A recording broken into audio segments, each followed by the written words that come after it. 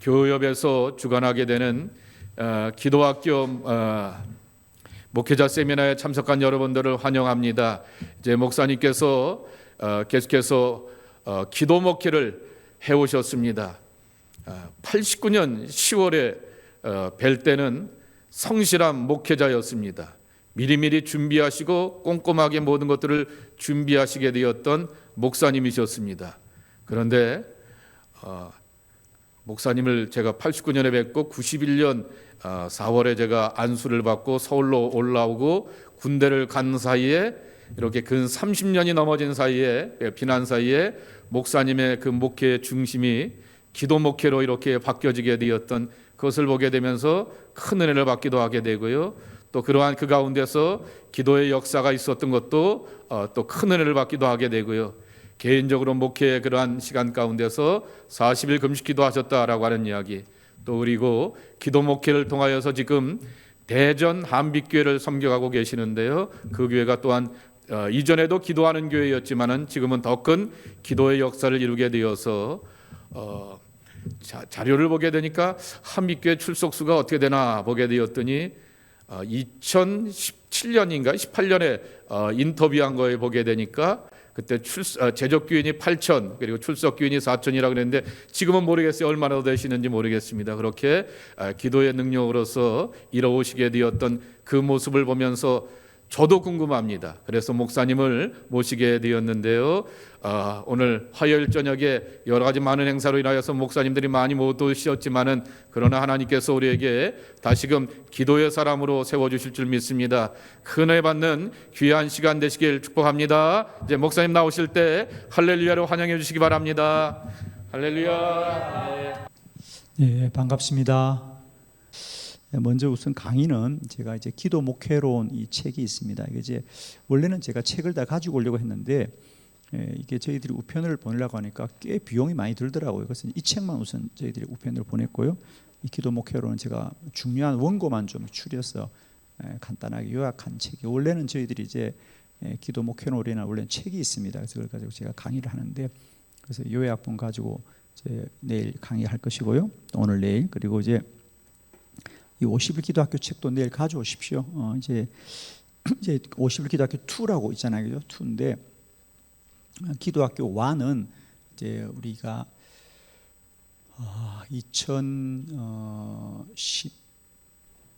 2017년도 8년도쯤 이제 두라노 출판사에서 기도학교라는 책으로 나와 있어 이미 이건 시중에서 판매가 되고 있습니다. 그래서 그 이후로 제가 2019년도에 두 번째로 기도학교 2, 그래서 2입니다. 1은 두라노 출판사에서 출판해서 지금도 판매하고 있습니다. 이렇게 하고 우선 이제 기도학교, 그래서 이제 2019년도부터 지금 저희들이 이제 기도학교 2를 가지고 교제를 하고 있는데 1이 있다는 얘기죠. 1이 있고 2가 있고 몇 년 있으면 이제 세 번째 책도 지금 나올 생각을 하고 있습니다. 우선 잠깐 기도학교에 대해서 제가 좀 소개를 드리면요. 저는 약 20년 넘게 지금 한국 교회에 이 기도학교 운동을 하고 있습니다. 그러니까 지금까지 한국 교회 운동은 기도원 운동이죠. 기도원에서 기도하자. 그러니까 그냥 기도원 가면 기도만 하는 거예요. 그런데 지금 기도원 가보면 기도원이 다 텅텅 비어 있습니다. 참 신기하죠. 어떻게 그렇게 한국에 많던 기도원이 텅 비어 있고요. 지금 교회들마다 큰 교회들은 교회 재정이 있으니까 투입이 되는데 작은 교회들은 이 기도원이 아주 지금 이제 골칫거리가 되었어요. 처분도 안 되고 관리도 안 되고. 그래서 가보면 지금 뭐 너무 가슴이 아프죠. 근데 왜 갑자기 이런 일이 우리에게 다가왔을까?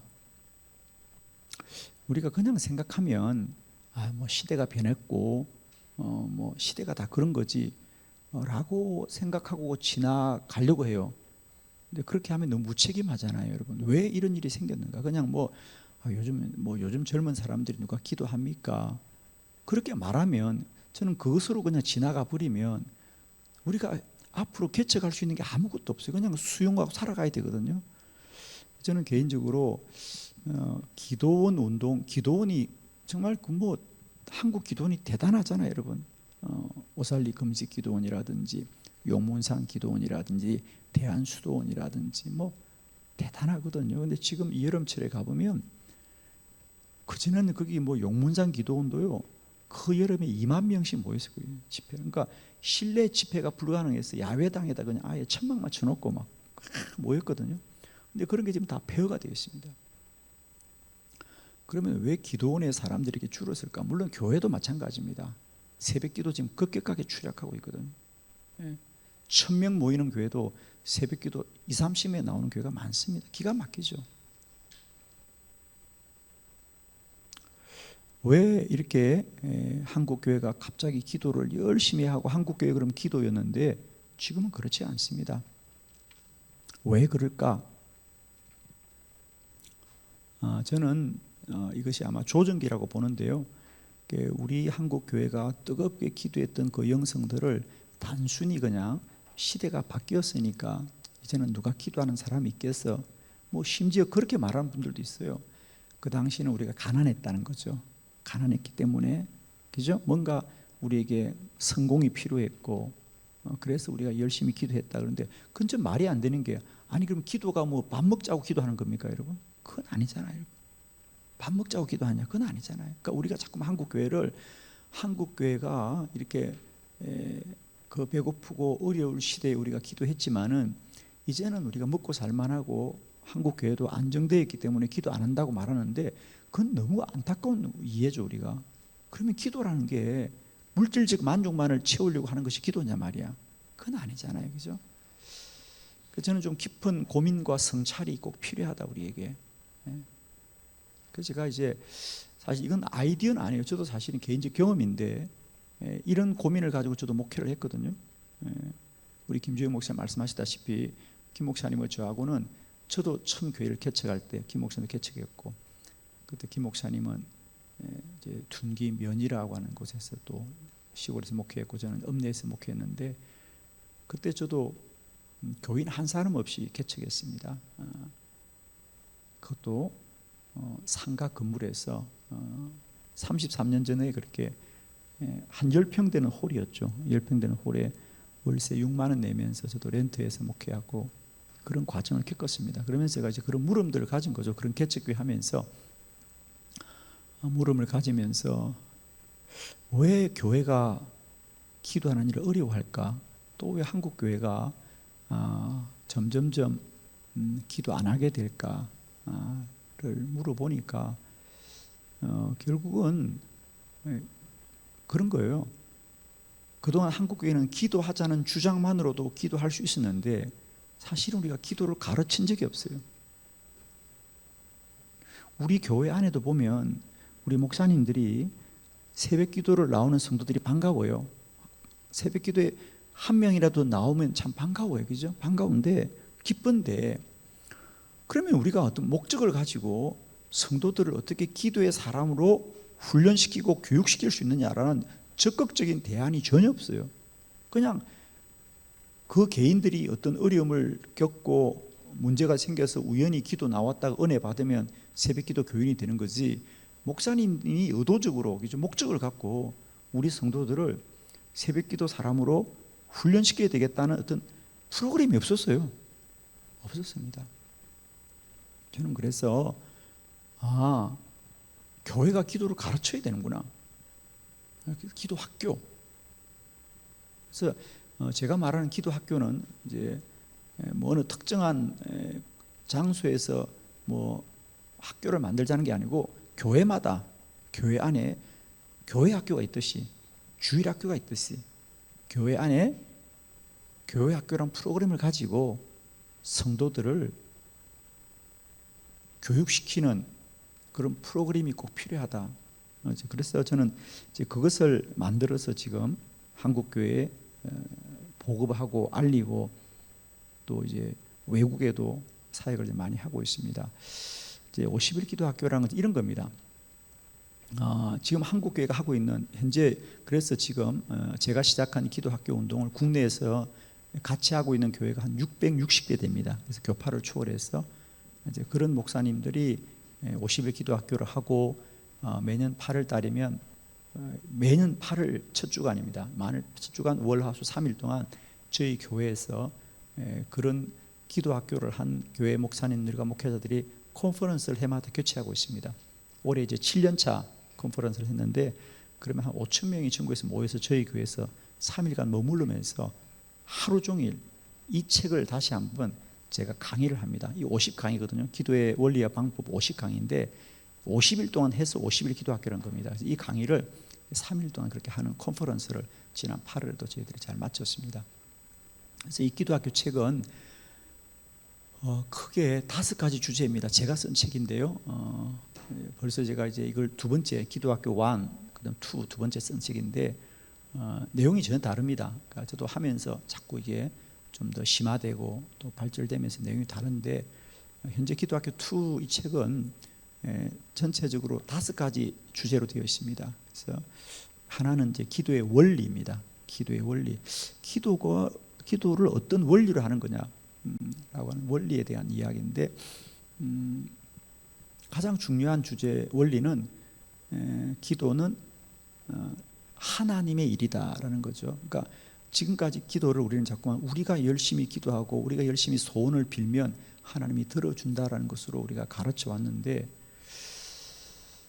제가 성경을 연구하면서 다시 기도를 공부해 보니까요, 기도는 사람이 열심히 구해서 사람의 뜻을 이루는 것이 아니고 하나님의 뜻을 이루기 위해서 먼저 하나님의 뜻을 세우시고 우리에게 기도를 하게 하더란 말이죠. 이건 놀라운 얘기죠. 그래서 어쩌면 이것이 기존의 한국 교회가 가지고 있던, 저는 외국 교회는 아직 잘 모르겠습니다. 기도의 어떤 범위나 내용들이. 근데 최소한 한국 교회는 아직도 기도를 어떻게 보면 진짜 우리의 필요, 나의 어떤 요청을 이루는 수단 정도로만 생각하고 있거든요. 근데 기도는 하나님의 일이다라는 이 원리를 제가 설명해내는 게 가장 중요한. 그래서 한 12강의가 기도의 원리는, 가장 중요한 원리는 기도는 하나님의 일이다. 하나님이 하시는 일이다. 나중에 강의를 좀 더 하겠습니다. 그렇게 해서 기도의 원리가 한 챕터가 있고요, 크게. 그럼 두 번째로 이제 기도 응답. 기도를 우리가 하면은 기도가 이루어지는 과정은 어떤 거냐라는 거죠. 사실 우리는 그냥 막연히 기도하거든요. 근데 우리가 기도하는 이 시간을 통하여 우리의 기도는 어떤 과정을 통하여 기도가 응답되든가를 성경은 충분히 설명하고 있거든요. 그런 것에 대해서 제가 정리해서 한 10가지 또 10시간 하고 있습니다. 그 다음에 세 번째로는 기도의 방법. 그래서 우리가 잘 아는 뭐 새벽 기도는 왜 해야 되는지, 또 우리가 뭐 금식 기도는 왜 하고 방언 기도는 왜 하고, 또 예를 들면 소리 내는 기도는 왜 하냐, 그거 도대체. 뭐 중보 기도는 어떻게 하는 거냐, 이런 성도들이 궁금해하는. 예를 들면 금식 기도도 그렇잖아요. 금식 기도 하기는 하죠. 그런데 금식 기도를 하는 것이 어떤 유익이 있는가를 전혀 설명하지 않아요. 그냥 뭐 하나님 나 굶었습니다. 그러니까 답답하고 힘드니까 그냥 기도하다가 안 되면 금식하는 거죠. 그러면서 대체로 우리가 갖는 생각은 뭐 하나님 나 금식했으니까, 나 밥 굶었으니까 뭐 불쌍히 그 달라, 이 정도 수준이지, 내가 금식 기도를 할 때 그 기도가 어떤 작용이 일어나는지 몰라. 예를 들면 그래서 우리가 아니 그럼 금식 기도를 하루 하는 금식 기도와 3일 금식 기도와 일주일 금식 기도와 보름 금식 기도와 20일 금식 기도와 40일 금식 기도가 어떻게 다르냐? 설명 못합니다. 왜 당신은 3일 금식하냐? 왜 당신은 7일 금식하냐? 왜 어떤 사람은 40일 금식해야 되냐? 차이가 없어요. 그냥 좀 급하고 힘들면 한 보름 하고 좀 가벼우면 3일 하고 이런 겁니까? 이 정도. 그러니까 한국 교회가 금식 기도를 얼마나 많이 해요. 그런데 금식 기도에 대해서 한마디도 말을 못합니다. 그냥 하라는 거죠, 무작정. 무작정 하라는 거예요. 기가 막힐 노릇이죠. 그래서 이런 예를 들면 금식 기도를 그렇게 설명하는 거, 새벽 기도도 마찬가지예요. 왜 새벽 기도 해야 되는지, 힘든데 그 졸리고 피곤한 새벽에 굳이 새벽 기도 해야 되냐? 예를 들면 한국은 최근에 그랬어. 그냥 저녁 기도하자. 새벽은 너무 피곤하고 힘들고 요즘 사람들이 나오기 어려워하니까 저녁 기도하면 어떻게 했느냐. 그래서 저녁 기도가 많이 생기고 있습니다. 그러면 새벽에 하는 기도와 저녁에 하는 기도는 어떤 차이가 있느냐 얘기해야 되죠, 우리는. 그래서 새벽이라는 시간이 우리 기도자들에게 왜 소중하냐, 이런 걸 성도들이 가르치자는 거죠. 그렇게 해서 기도의 방법에 대한 11가지 기도의 방법들을 쭉 교인들한테 강의를 합니다. 그렇게 하고 이제 세 번째는 네 번째는 기도와 영적 돌파. 그래서 기도하면서 어떤 어려움이 있거든요. 그러니까 기도는 우리가 그냥 하고 싶다고 하는 게 아니잖아요. 알다시피 여러분, 모든 것에는 저항값이 있습니다. 저항값.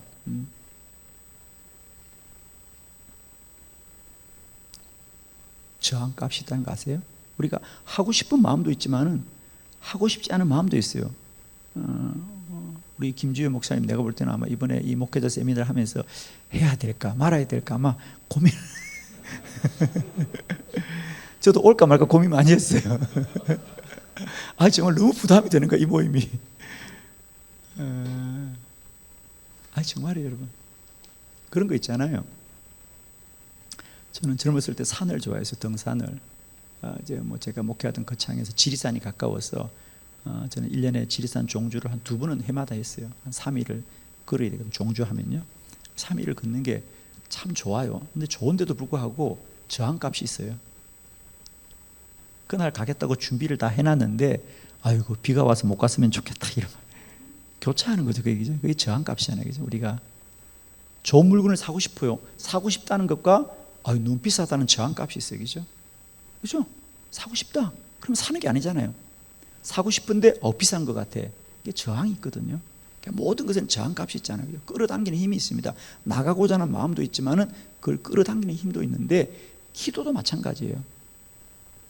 기도를 하고 싶지만 기도를 하지 않는 저항값이 있어요. 그래서 우리는 반드시 그걸 돌파를 해야 돼요. 근데 많은 분들은 그게 주저앉아요. 그냥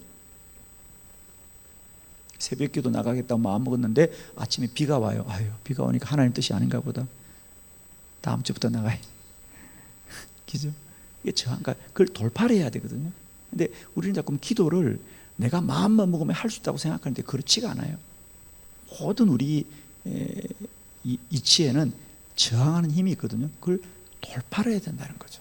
그 얘기를 좀 꽤 많이 합니다. 그래서 기도와 영적 돌파는 지금까지 한 번도 기도자들이 강의해 본 적이 없는 얘기예요. 그죠? 근데 그 얘기를 쭉 합니다. 그리고 마지막 5번째는 기도와 영적 성장. 그러니까 기도와 영적 돌파는 어떤 외적인 이죠. 내가 기도하려고 할 때 외적인 어려움들을 어떻게 극복할 것인가에 대한 얘기라고 한다면, 영적 성장은 내적인 거예요. 그러니까 왜 기도를 계속해야 되냐? 사실은 우리가 내적인 성장이 필요하거든요. 사도 바울의 고백대로 나의 그 사람은 낡아지지만은 나의 속 사람은 새로워진다는 거죠.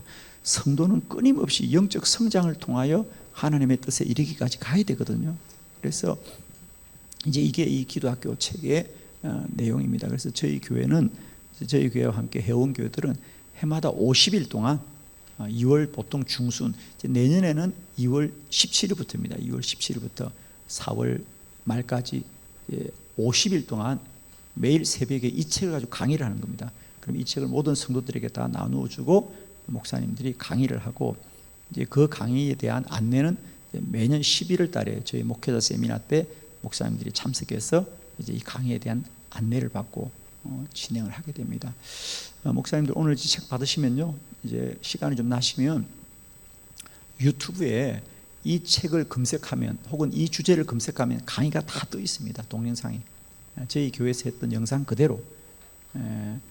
그래서 이걸 새벽에 강의할 때는 한 강의가 30분입니다. 너무 길게 하면 안 되거든요. 그래서 좀 내용이 짧긴 합니다만, 목사님들이 좀 더 이해를 갖고 싶으시면 아마 유튜브에 들어가셔서, 그죠? 50일 기도학교 검색하면 제가 했던 강의가 엄청나게 되어 있습니다. 그래서 그걸 보시면서 목사님들이 좀 도움을 받으실 수 있고요. 그리고 좀 내일부터 제가 좀 시간 되는 대로 이 강의를 좀 하겠습니다. 그래서 다는 못할 것 같고요. 그죠? 중요한 것들, 원리에 대해서 몇 가지, 방법에 대해서 몇 가지, 좀 중요한 강의를 그냥 시간 되는 데까지 해보겠습니다. 그렇게 하도록 하고, 그래서 이제 이 50일 기도학교에 대한 책을 좀 소개하고, 그래서 50일 기도학교, 학교 운동을 저희는 하고 있고, 그래서 성도들에게 좀 기도를 가르치고 설명하는, 물론 저도 이제 아주 뭐 이제 저도 시작이에요.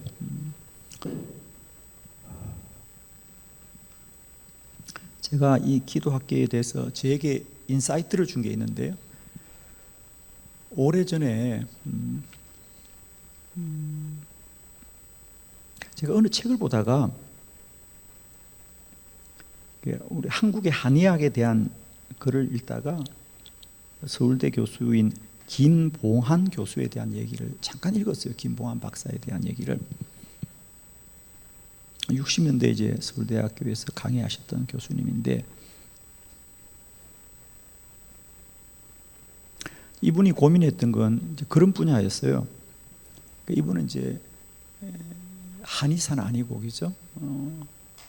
그냥 우리 서양의학을 공부하신 분인데 의과대 교수였죠. 근데 이분이 관심을 가졌던 것은 한의학이었어요. 한의학에서 왜 병이 낫는가? 그러니까 저희들이 어릴 때 생각만 해도 사실은 침쟁이 그러면 지금 한국 사회에서요, 한의학이 정식으로 인정을 받은 지가 얼마 안 됩니다. 심지어는 의료보험이 적용되는 것도 얼마 안 됐어요, 한국 사회에서. 그만큼 한의학은 뭔가 정상적이지 않은, 그러니까 비정상적인 것 같은 그런 취급을 받았어요. 왜냐하면 침을 놓아서 환자가 치료가 되는 건 사실이야. 그런데 문제는 그걸 설명할 길이 없는 거예요.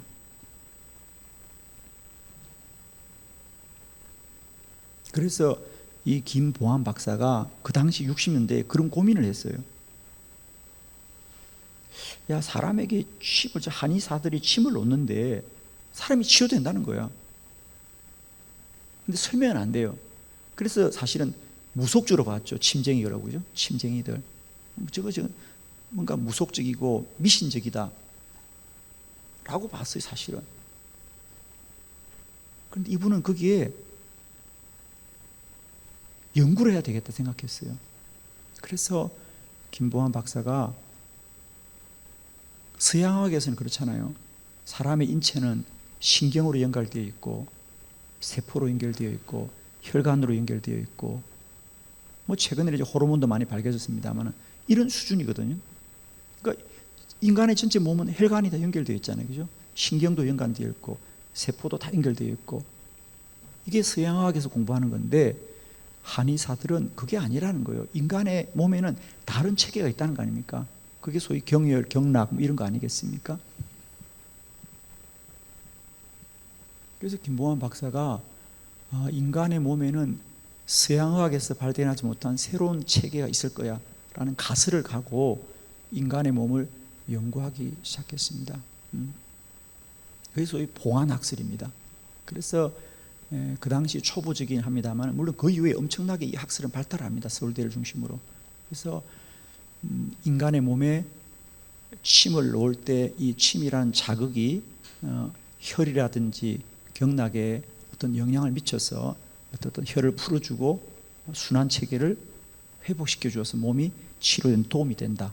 이런 이론화를 만들어내죠. 이론화를 만들어냅니다. 이건 엄청난 충격이었습니다.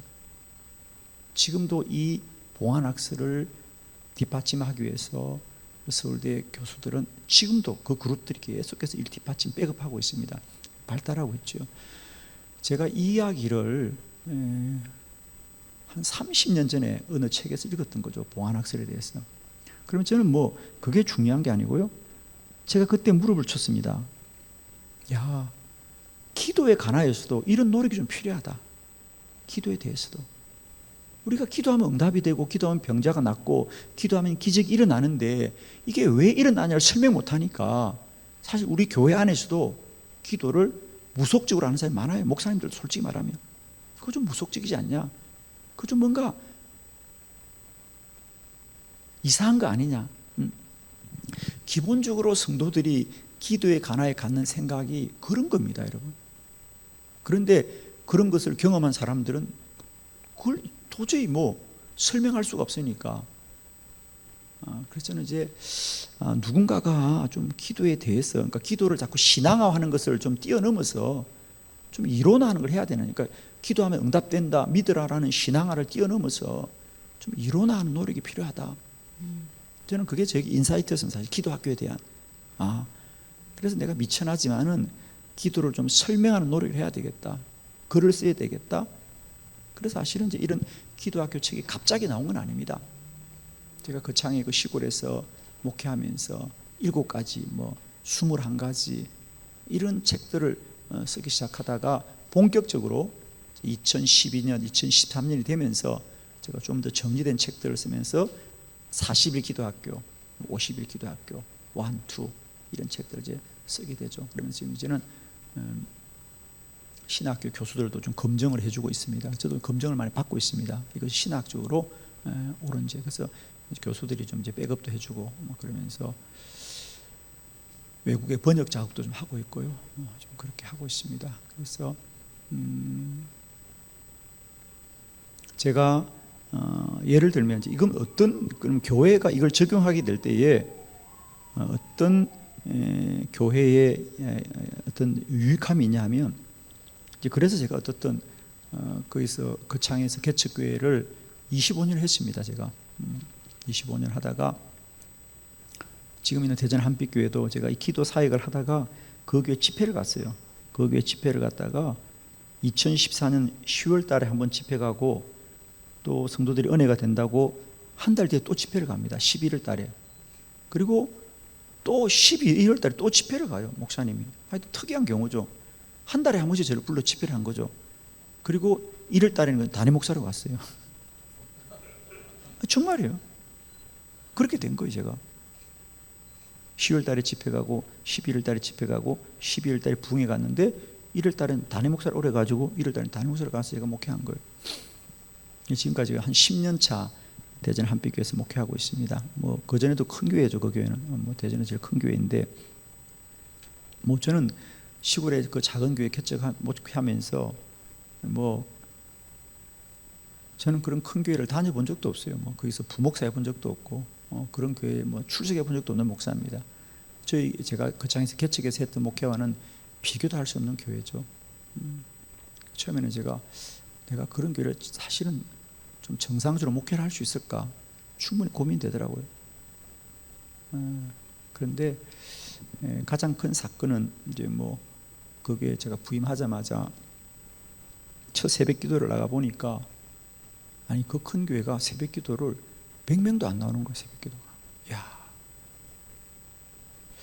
그 당시 제가 2015년도 1월 달에 부임했을 때 주일 낮 예배 출석하는 어른들이 한 3,500명이 됐어요. 그 당시 1부 예배, 2부 예배, 3부 예배 출석 교인이 3,500명인데 장로들만 해도 80명이에요. 부목사들, 신방전사들, 간사들, 유급 직업만 70명이에요. 그런데 이게 100명이 새벽기도 나온다면 말이 안 되잖아요, 여러분. 그럼 그 80명 중에 장로들이 몇 사람 새벽기도 나오겠습니까? 목사들도 새벽기도 안 나오고 간사들도 안 나오고 이런 거죠, 완전히. 그래서 제가 이게 너무 심각하다. 그래서 제가 1월 달에 1월 중순에 부임한 목사인데, 이 교회에서 가장 먼저 해야 될 일은 기도를 가르쳐야 되겠다. 물론 이미 그 사역은 제가 그 전에 하고 있었기 때문에. 그래서 제가 3월 1일부터 부임하자마자 다른 것은 하나도 제 눈에 들어오지 않아요. 제 마음에는 오직 이 교회가 새벽 기도를 이렇게 해서는 안 되는 교회인데 새벽 기도하는 사람이 많아져야 되겠다. 그래서 그 당시 새벽 기도를 그 교육관 지하실에서 하고 있더라고요. 한 300명 모이는 홀이 있어요. 본당이 3,000석이거든요. 본당에서는 기도해야 할 생각을 안 해요, 장로들이. 왜? 모일 사람이 없다고. 제가 그래서 물었어요. 아니 장로님, 왜 새벽 기도를 저게 부속실에서 하냐고, 본당에서 해야지. 그러니까 아무도 올 사람이 없대요. 자기도 올 생각을 안 하는 거예요. 자기도 올 생각을, 나한테 올 사람이 없어 거기서 한다는 거예요. 그래서 제가 장로님, 제가 그랬어요. 그 장로님한테, 장로님, 제가 볼 때 이 교회는 새벽 기도가 1,000명은 나와야 된다. 그리고 새벽 기도는 본당에서 해야 된다. 이게 정상이다. 그분이 눈이 둥그레 저를 쳐다보더라고요. 저를, 그래서 오그라 이렇게 생각하는, 시골의 작은 교회 목사가 잘 모르는구나. 그런 느낌 정말이에요. 시골 교회 작은 목사님을 모르는구나. 저를 그런 눈으로 쳐다보더라고. 내가 이 교회는 새벽기도 1000명이 나와야 된다. 그리고 새벽기도는 본당에서 해야 된다. 그런데 제가 하여튼 참 뭐 이건 뭐 제 생각이 아니에요. 이건 용기랄까 뭔가 하나님의 어떤 부름인데 제가 다른 걸 다 자체하고 제 마음에 야, 이 교회 새벽기도부터 어떻든 뜯어고쳐야 되겠다. 이 마음이 뜨거웠어요. 제가 1월 중순에 부임한 목사입니다. 무슨 정신이 있겠어요. 그런데 내가 선포를 했습니다. 3월 1일부터 전 교인 특별 새벽기도 한다. 다 나와야 된다. 그리고 기도 학교를 할 테니까 와서 공부해라. 그렇게 하고 본당에서 한다. 그렇게 하고 제가 이제 일을 벌린 거죠. 그러니까 어떻게 보면 진짜 무모한 거예요. 그죠? 그거 안 모이면 어떡할 거야? 쫓겨나야 되지. 무모한 거였죠. 정말 무모한 거였죠. 아무 준비도 없이 이해도 없이 그 교회에 대해서 아마 어떻게 우리 장로님들이 저를 보고 굉장히 놀랐을 겁니다. 저 목사가 미쳤나 그랬을 거 진짜. 제가 난리를 쳤거든요. 안 오면 죽인다고. 새벽기도 안 오면 죽인다고. 그리고 죽어도 새벽기도 못 나오면 저녁에 나오라고. 진짜 그때 그래서 저희들이 저녁 기도가 그렇게 시작된 거예요 사실은. 근데 그 저녁 기도 지금도 이어지고 있어요. 10년이 지났어도. 그러니까 도저히 새벽기도 못 나올 것 같으면 저녁에 나와야 된다. 하여튼 안 나오면 죽는다. 이렇게 얘기하고 제가 협박을 하고 선포했죠. 지금 생각하면 용기가 진짜 엄청난 용기였던 것 같아요. 아무튼 그렇게 해서 3월 1일 역사적인 날이 시작되었어요. 다들 주목했죠. 야, 평소에 100명 나오던 새벽기도 교인들이 저 목사가 저렇게 악을 쓰는데 얼마나 나올까 그랬어요. 근데 그 첫 번째 한빛교 50일 기도학교 2015년 50일 기도학교에 1000명이 나온 거예요. 정말 1000명이 나왔어요. 그리고 그때는 책이 없었어요.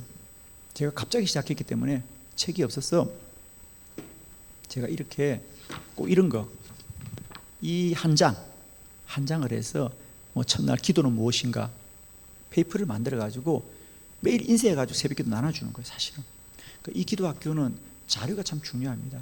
제가 그때 책이 없었기 때문에 제가 하루 종일 하는 일은 매일매일 이 책을 만드는 거 원고를. 기도는 무엇인가, 기도는 어떻게 해야 되는가, 새벽기도는 왜 해야 되는가, 금식기도는 왜 이런 거를. 그래서 제 기억에 이 페이퍼를 3000장 인쇄소에서 제가 이제 새벽기도 마치면 하루 종일 원고를 만드는 거예요. 그래서 오후 4시가 되면 원고 나와요. 그럼 이제 원고를 우리 장로님 인쇄소에 보내면 오후에 인쇄를 돌려서 새벽기도도 가져오는 거예요. 그럼 매일 3000부씩 가져와. 3000부씩 3000부를 앞에 비치하면요 한 1000명이 나와도 3000부가 다 나가는 거예요. 왜? 안 나온 사람들 주려고, 자녀들 주려고. 이게 이제 저희 교회 새로운 이슈가 됐어요. 아, 새로운 목사님 오셔서 기도를 교육하고 가르치신다. 이게 알려지면서 교인들에게 기도에 대한 새로운 인식과 변화가 이어졌죠. 그렇게 해서 2015년도는 제가 부임하자마자 첫 번째 50일 기도학교를 통하여 교회가 자리를 잡았어요. 해마다 하는 거예요. 그래서 2016년도 두 번째 또 하는 거예요. 이제 그때는 비로소 책을 만들었죠. 책을 만들어서 작년에 했던 내용 똑같이 하는 거예요. 그렇게 했을 때 두 번째 하니까 한 1800명 나오더라고. 이것도 어떤 사람이 그런 거예요. 작년에 한번 했으니까 누가 더 나오겠냐 그러는데 아니에요. 더 많이 나오는 거예요. 2017년도 2500명. 그래서 저희가 코로나 전에 2019년도 할 때는 3300명이 나왔습니다. 예. 그렇게 해서 제가 목회가 달력이 붙었죠. 기도 목회가. 그래서 본당이 3000석인데 새벽 기도 때 앉을 자리가 없었어요. 정말. 그렇게 해서 제가 기도학교 사역을 하면서 지금까지 계속 저희들 발전하고 어떤 이런 소문이 다른 교회에 알려지면서 이런 것이 다른 사람들, 다른 교회에 알리고 나누면서 지금 한국 교회가 이제 기도학교라는 것이 정착이 되었습니다. 그래서 이제 뭐 많은 언론에서도 소개해주고 있고 또 이미 이제는 그래서 이 기도학교 운동을 저 혼자 하는 건 아니고 이 660개 교회가 조직이 되어 있습니다. 국내 12개 지역으로. 그래서 이제 12개 지역마다 교파를 초월해서 목사님들이 임원들을 조직해가지고 한 달에 한 번씩 기도회도 하고 유기적인 관계를 맺고 있죠. 그래서 상당히 지금 뿌리를 내리고 있습니다. 그래서 해마다 이 조직은 계속해서 이제 증가하고 있죠. 그래서 저는 이제 기도라는 것을 우리가 그냥 막연히 교인들이 알아서 할 거라고 생각하지 말고 교회가 목적을 가지고 가르치자는 거예요. 그리고 반복하자는 거죠. 그러면 기도는 분명히 응답이 됩니다. 기도는 반드시 역사하고요. 그래서 그것을 통하여 성도들은 하나님의 살아계심을 경험하고, 그래서 저는 여러분 가운데 이 기도학교 사역에 관심 있으신 분들은 이미 저희들의 많은 세미나나 기도 컨퍼런스도 이미 다 유튜브에 올라가 있습니다. 올해 8월 달에 했던 기도 컨퍼런스도 보시면 그냥 영상으로 다 보실 수 있습니다. 8월 달에 기도 컨퍼런스는 이 50일 기도학교 50일 동안 하던 이 기도를 3일 만에 집중해서 하는 강의인데, 제가 혼자서 월요일부터 수요일까지 50강의를 3일만 합니다.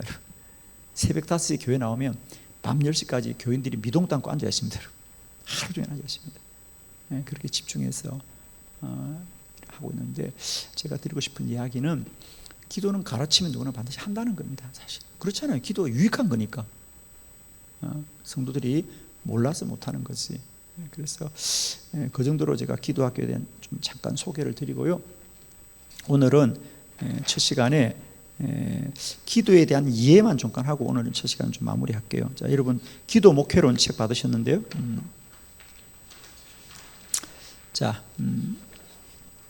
4쪽입니다. 오로지 기도하라.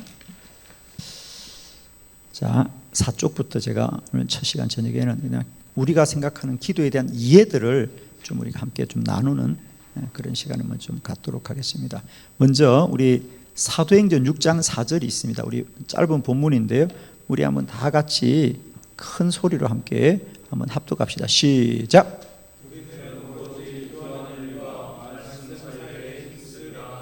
아멘. 거기 오로지 기도하는 일과 말씀 사이에 힘쓰리라. 오로지. 저는 이것을 일컬어 이제 기도의 유일성이라고 말합니다. 기도의 유일성.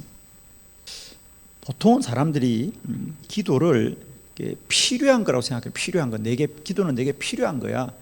내가 필요한 것을 얻는 게 기도라고 생각하는데, 저는 기도는 우리의 필요성을 뛰어넘어서 그건 기도만이 오로지 내게 필요한, 내게 중요한 유일한 거라는 거죠. 기도의 유일성. 그래서 사실 이 강의 제목은 기도의 유일성에 대해서 말하고 있습니다. 그러니까 우선 관점 자체가 기도는 그냥 내가 필요한 거 얻는 거 이게 아니고요.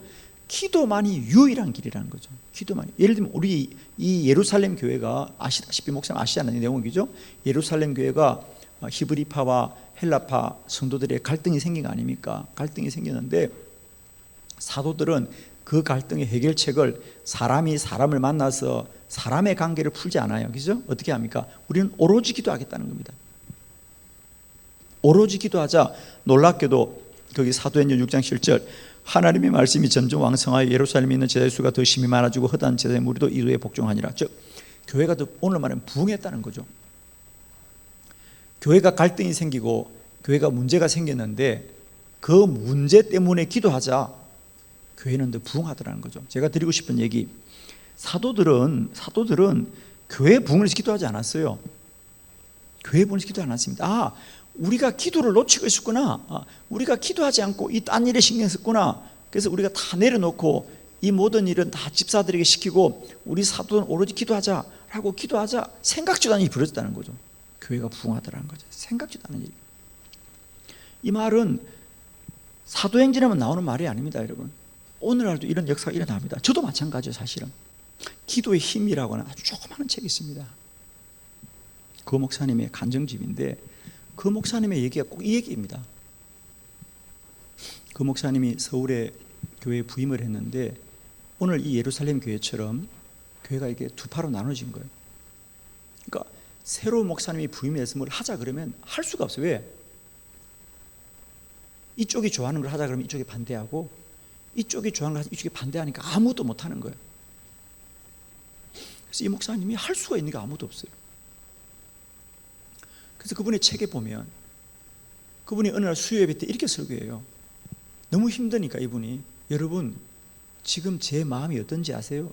교인들이 어떻게 내 마음을 알겠어요? 아무도 말을 하고 있어요. 그러니까 이렇게 말해요. 여러분 나는 내일이라도 나를 오라고 있는 교회가 있으면 제발 가고 싶다, 이 얘기예요. 그러니까 이게 목사가 할 말이 아니잖아. 이 교회 떠나고 싶다는 거예요. 그렇게 말할 정도로 목회가 힘들고 힘들어요. 그래서 목사님이 목회에서 교회 가만히 있으니까 할 일이 없는 거예요. 할 일이. 할 수 있는 게 없어요. 하루 종일. 아니 그냥 서재에 앉아 책을 보는 것도 하루 이틀이지. 그래서 이분이 뭘 했어요? 기도하기 시작한 거예요. 강대상에 올라가서. 그래 내가 기도라도 좀 하고 살아야지. 이게 그래서 그분 표현은 뭐 이 문제를 해결해달라고 기도한 것도 아니고요. 그냥 기도라도 해야지. 그러고 그냥 강대상에 올라가 기도한 거예요. 뭐 졸기도 하고 기도도 하고 졸기도 하고 기도하고 그런 거죠. 어떻든 내가 기도를 좀 해야 되겠다.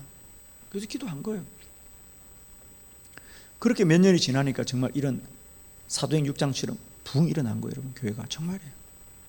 그렇게 교인들이 싸우고 다투던 교회가 서로 마음의 문을 열기 시작하고 동네에서 싸우는 교회라고 소문이 났는데 새신자가 오기 시작하고 교회가 부흥을 하는 거야. 부흥을 하는 거. 오늘날도 이런 역사가 나타난다는 겁니다. 기도하면 저도 솔직히 개인적으로 우리 김주혜 목사님도 제가 궁금하다 그랬는데 그래요. 사실 저도 사실 많은 목사님들 저를 보고 그럽니다. 참 신기하다. 백용의 목사가 어떻게 저렇게 됐나. 신기하죠, 기조 목사님. 다들 그 얘기하면 나도 신기해요. 나도 신기해요. 시골의 그 개척교회에 월세 6만 원 주던 목사입니다. 제가 교인 한 사람 없이 바닥에서 쩔쩔매던 사람이에요. 제가 언제 뭐 좀 간증할 기회가 한번 하겠습니다만은 저의 인생에도 내가 기도하지 않았다면 오늘 내가 이곳까지 올 수 없었다. 저도 신기합니다. 저는 지금도 공부합니다. 사실은 기도를 좀 더 쉽게 어떻게 설명할 수 있을까. 제가 지금도 제가 여행 다니면서 책을 계속 봅니다. 어떻게 하면 우리 인간의 의식이라든지 정신이라든지 생각이라든지 혹은 또 하나님과의 관계 속에서 우리가 기도하는 것이 어떤 작용이 있는지를 저는 좀 더 설명드리고 싶어서. 이미 저는 철저히 경험한 사람이니까 40일 금식도 저는 40일 금식 제가 목적을 갖고 한 거 아닙니다. 여러분. 2012년 11월 20일입니다. 점심밥을 먹고 있는데 점심 식사를 하려고 식사기도 했어요. 아내하고 둘이서 식사를 하려고 기도하는데 주님이 갑자기 말씀하는 거예요. 40일 금식해라. 40일 금식해라. 목사님, 우리 의지로는 40일 금식 누가 하겠습니까? 아무도 못합니다. 우리 의지로는. 그런데 주의 음성이 들려오니까 안 할 수가 없더라고요. 40일 금식하라는 거예요.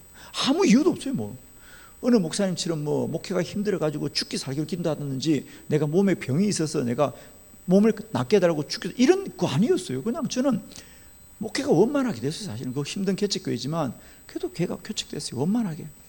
그래서 그 지방에서 가장 개척교회니까 제일 가장 작은 교회가 아니겠습니까? 그런데 한 15년 목회하고 나니까 그 지방에서 두 번째로 큰 교회가 되었죠. 사실은 성장했어요. 교회가. 목회도 재밌었고요. 재밌었어요. 그런데 갑자기 40일 금식하라고 하는데 저는 이게 뭔지 몰랐어요. 그런데 목사가 안 들었으면 모르지 주의 음성을 들었는데 어떻게 하겠습니까? 그날로 했어요. 그날로. 사실 그날로. 그런 40일 금식기도의 경험을 통해서 그 40일 금식기도 때 하나님이 제게 주신 깨달음이 책을 쓰는 것이에요. 그래서 저는 40일 금식기도 기간에 책을 썼습니다. 그게 이 기도에 관한 첫 번째 책이었어요. 그게 이제 처음 한국에 나온 40일 기도학이라는 책이었습니다. 그 책이 나오면서 많은 사람에게 기도학교가 알려졌죠. 그리고 그 시골에 저는 부흥회 같은 거 아무도 안 다녔어요. 사실은 다녀본 적도 없고 다닐 수도 없고. 왜? 누가 불러줘야죠. 누가 불러줘요? 시골의 목사를. 아무도 불러준 사람도 없었어요. 그런데 40일 금식을 끝나고 그 책이 나오면서 사람들이 야, 기도를 이렇게 설명할 책이 있구나. 기도를 이렇게 설명하는 목사가 있구나. 그럼 제가 전국에 불려다닙니다. 그러면서 그러다가 한빛교회도 2014년 불려간 거예요. 사실은. 그러다 여기까지 온 겁니다. 그래서 저는 지금도 돌아보면 그때 금식하라는 그 음성을 내가 듣지 못했다면 내 인생이 이렇게 달라졌을까? 솔직히 말하면 그렇습니다. 그 순간 찰나.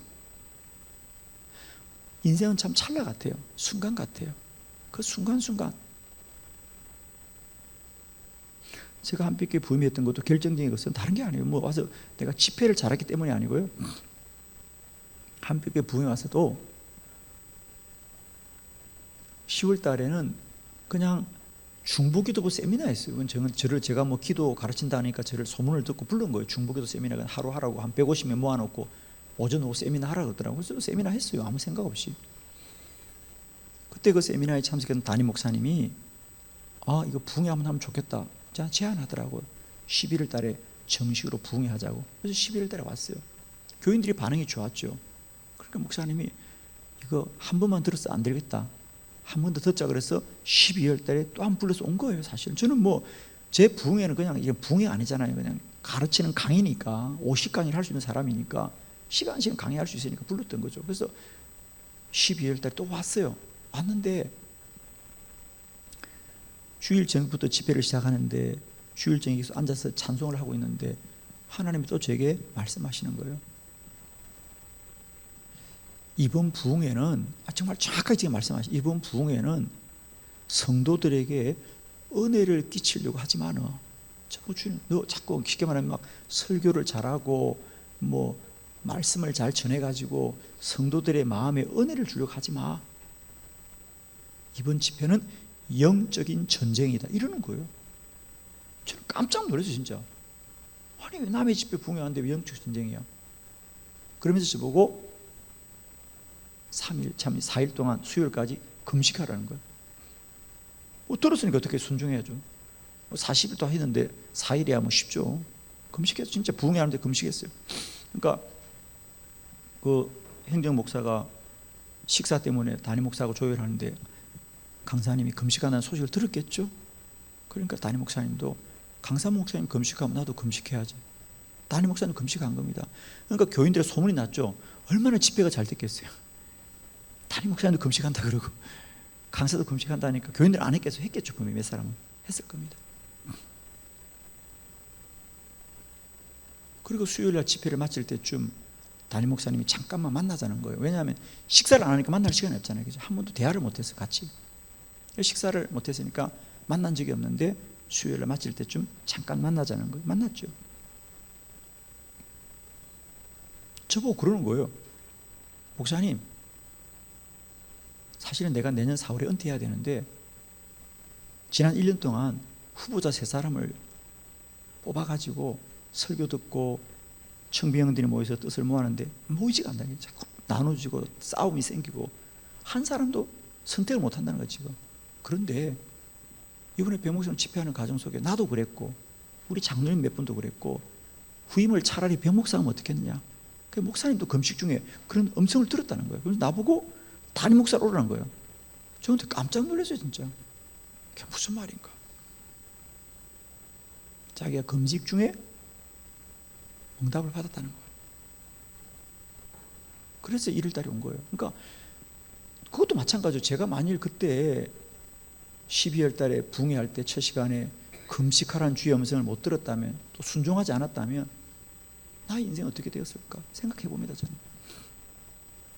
저는 기도가 그냥 우리가 막 어떤 뜻을 세우고 하는 것도 기도지만은 하나님이 이끄시는 것에 관하여 반응할 수 있고 순종할 수 있도록 깨어있는 것도 더 중요한 기도라고 보는 거예요. 사실은 더 중요한 기도다. 저는 지금도 진짜 기도하려는 저는요 뭐 제가 지금도 뭐 우리 교회를 성장시켜 달라든지 이런 기도 안 합니다. 저는 지금도 깨어서 기도하는 것은 다른 거 아닙니다. 40일 금식하라고 말씀하셨던 주님께서 12월 달에 금식하라고 말씀하는 주님께서 지금도 내게 말씀하실 테인데 내가 그 말씀을 놓치지 않아야 되겠다. 그 안타까움 때문에 기도하는 건 솔직히 지금도 깨어서 내가 할 수 있으면 주님 내 영이 깨어 있어야 되겠다. 왜? 지금도 주님은 나를 인도하실 터인데 내가 내 마음대로 내 소견대로 내 좋을 대로 목회하지 않고 지금도 내가 깨어서 주의 음성 들어야 되겠다. 사실 그게 제 솔직한 얘기입니다. 내가 좀 더 많이 기도하고자 하는 것은 다른 거 아닙니다. 뭐 내가 기도하면 우리가 더 성장할 거다? 성장하면 참 좋겠지요. 그러나 솔직히 저는 그런 마음 없습니다. 왜? 지금도 큰 교회니까 사실은. 그러나 더 중요한 것은 저는 아무리 생각해도 이 교회는 제가 실력이 좋아서 제가 합당한 사람이 온 게 아니거든요. 제가 볼 때 정말 주님이 나를 이곳에 너는 일하라고 나를 보내주신 곳이니까 나를 보내신 주님 앞에 순종을 가야죠. 사실 저희 교회가요 기도 사역을 하면서 쉽지는 않았습니다. 제가 말하니까 쉽지요. 엄청난 전쟁이 있었습니다, 사실. 왜 저항이 없었겠어요? 여러분, 기도하는 교회인데 새벽기도 100명밖에 안 나오는데 그 인간들을 갖다가 바꾸려면 그들이 가만히 있었겠어요? 얼마나 저항했겠어요, 그죠? 저를 내쫓는다고 저항하고 저를 반대하고 그게 그냥 됐겠냐고. 여러분 속으로 한국 교인들은 착한 나보다 똑같아요. 어디나 교회는요. 싸워야 되는 거죠. 싸우고 이겨야 되는 거죠. 제가 얼마나 많은 싸움을 받은 4년 동안 엄청난 싸움을 했습니다, 교인들과. 제가 이렇게 말하면 사람들이 한빛교회 교인들 착하는구나, 담임 목사님 말씀 순종하는구나 생각. 절대 그렇지 않습니다. 생각해 보세요, 여러분. 누가 새벽기도 나오고 좋겠어요? 새벽기도 안 나오고도 잘 있다가 갑자기 새로운 목사고 새벽기도 나오니까 그 목사가 좋겠어요? 쫓아내고 싶죠. 그런 싸움을 했습니다, 제가. 그런 싸움을 무엇으로 이겼느냐? 기도로 이기는 거예요. 그러니까 저는 그리고 그런 싸움에서 내가 포기하지 않았던 이유는 뭐냐? 솔직히 저는 그래, 제가 거기다 청빙서 내고요, 제가 업플라이스 갔다면요, 제가 타협했을 겁니다. 그게 목사로 존재하려고, 그 자리 지키려고. 저는 거기 간 게 내가 원해서 간 것도 아니고 내가 가고 싶어 간 것도 아니고, 저는 100% 주님이 나를 이곳에 보내셨다. 그리고 나를 이곳에 보내신 이유는 이 교회를 기도의 교회로 만들라고 보내신 거다. 저는 확신이 있었기 때문에 그거 믿고 가는 거예요. 그거 믿고 가는 거예요. 그래서 저는 우리에게 정말 기도가 꼭 필요한 것은요, 우리 사명의 본질을 지킬 수 있어야 됩니다. 그거 없으면 안 되거든요. 그거 없으면 안 되거든요. 저는 제가 사실 이런 세미나 많이 합니다만은, 많은 목사님들이 배경의 목사님처럼 저 기도학교 하면 교회가 성장하는구나, 교회가 부흥하는구나, 그래서 오시는 분도 사실 많이 있습니다.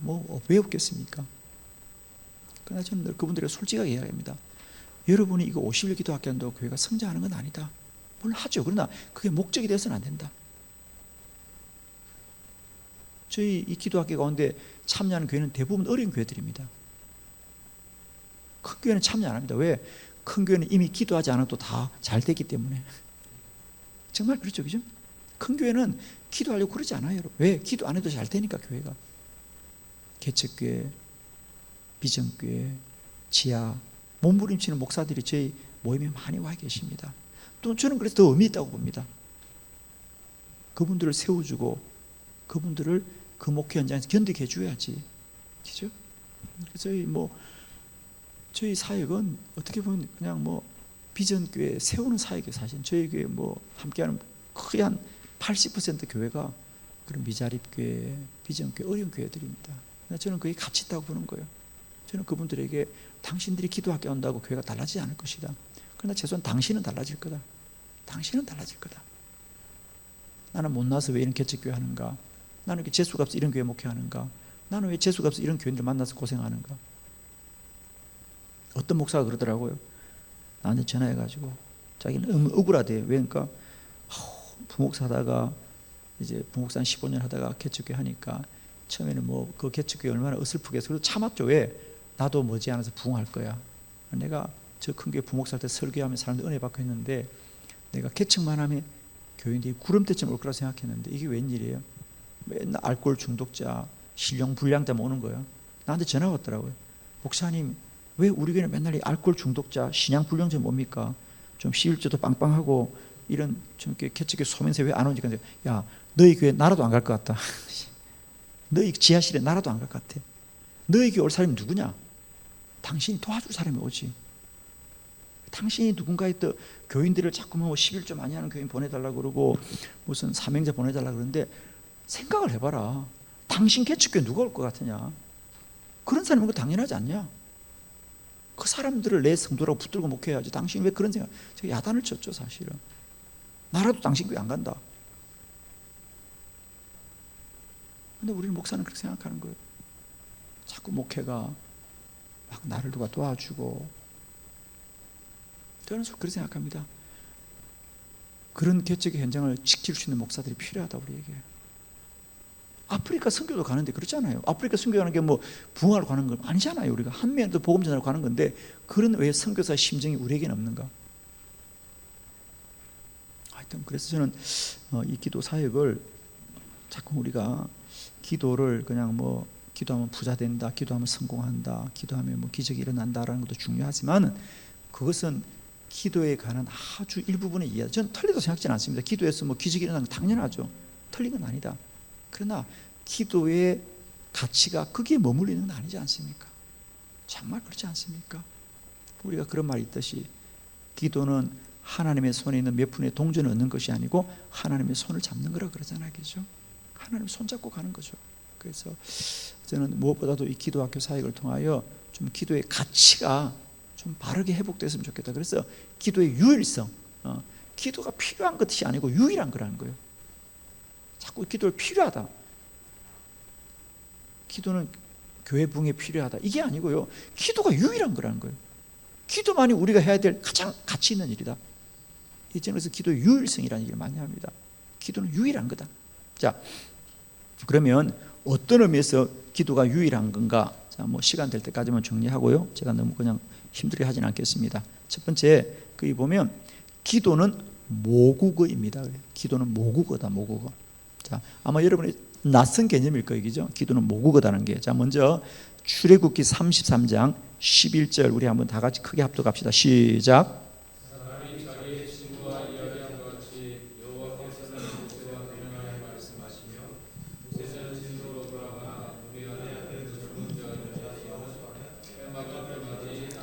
아멘. 자, 기도는 뭐냐? 저는 뭐 기도가 뭐냐고 하면 첫 번째로 말하고 싶은 게 바로 이겁니다. 그게 보면 뭐냐? 사람이 자기의 친구와 이야기함 같이, 이게 기도라는 거예요. 오늘 성경은 모세가 회막에서 기도하고 있는데 모세가 기도하는 그 모습을 보니까 사람이 친구하고 이야기하듯이 기도하더라는 거예요. 이게 기도라는 거예요. 그런데 우리는 기도를 자꾸 주문이라고 생각해요. 주문, 그죠? 뭔가 주문을 외워야 된다고 생각하는 거예요. 주문을 통해서 뭔가 어떤 기적이 일어나기를 원하는데 기도는 주문이 아니고요. 친구하고 이야기하는 거예요. 이렇게 대화하는 거예요. 그래서 기도는 모국어다. 좀 더 정확하면 하나님 나라의 모국어라는 거예요. 하나님 나라의 모국. 제가 지난주 롱아일랜드에서 이렇게 강의를 하니까 이민자들이 너무너무 이 개념을 몸에 와닿는다 그러더라고요. 목사님, 기도가 모국어라는 얘기를 듣고 자기들도 너무 반가웠다는 거예요. 그러니까 이민사회에 와보면, 특히 미국 사회에 와보면 가장 힘든 게 언어잖아, 그죠? 말이잖아. 그러니까 말이 제대로 안 되면 주변이 되잖아, 그죠? 말이 제대로 돼야 중심이 되잖아. 그러니까 내가 아무리 중심에 서고 싶어도 미국에 살면서 미국 막 영어가 안 되면 언제나 이게 막 소극적으로 되고 수동적으로 되고 이렇게 되잖아요, 그죠? 하나님 나라도 마찬가지라는 거죠. 하나님 나라에서 가장 중요한 것은 기도를 통한 영적인 소통이 이루어져야 된다는 거죠. 그래서 기도는 하나님 나라의 영적인 모국어다. 그러니까 기도는 뭐냐? 하나님과의 소통하는 유일한 길입니다. 기도를 통하지 않고는 하나님과 소통이 안 됩니다. 그러니까 하나님 나라에서는 이 기도를 통하여 하나님과 소통이 돼야만이 우리는 여기에 중심적인 사람을 쓸 수 있는 거죠. 기도를 통해서.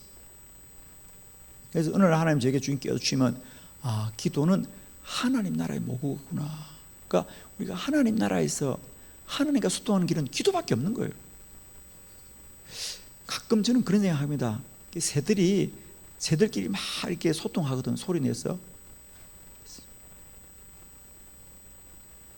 새들이 자기들끼리 막 뭔가 소리를 냅니다. 딱딱 우리가 딱딱딱딱 하는 것처럼.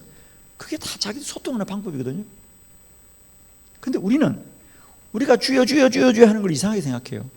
그냥 새소리라 생각하면 돼요, 여러분. 사람들은 그걸 자꾸 이상하다고 말해요. 아닙니다. 그게 소통하는 방법이에요, 우리가 하나니까. 방언이 그런 거 아닙니까? 방언이 랄랄라 뚜따다 빠빠빠 그러면 사람들이 그거 이상하다 그러는데 그거 그냥 딱딱우리 소리로 생각하면 됩니다, 여러분. 정말입니다. 그거 딱딱우리 소리로 생각하는데 우리는 자꾸만 그걸 이상하다고 생각하는 거예요. 마치 엘리 제사장처럼 한나가 주여 주여 주여 주여 하니까 엘리 제사장이 뭐라 그래요? 너 술 취했냐 그러잖아. 이게 오늘 우리 생각이잖아. 기도자들을 술 취했냐? 우리는 그렇게 말하지 않지만은 저도 솔직히 그랬습니다. 저도 신학교 다닐 때 기도 믿지 못해서 솔직입니다. 신학생인데 기도 안 믿었습니다. 제가 신학교 다니면서 교회 봉사도 하고 교회 일을 하면서도 제일 꼴보기 싫은 목사가 말만 하면 기도를 해. 말만 하면 기도하면 되는데 꼴보기 싫어가지고 어떻게 기도만 하면 돼 사람이라는 게. 그런데 그런 꼴보기 싫은 사람이 지금 제가 되어 있습니다. 그래서 나도 꼴보기 싫어요 지금 사실은. 진짜 너무 힘들어요. 그런데 어떻게 하겠습니까? 기도로 말미암지 않고는 하나님과 소통할 길이 없는데 어떻게 하겠어요? 기도하지 않고는 하나님과 소통이 안 됩니다. 제가 최근에 조금 이제 정리한 제 생각인데요.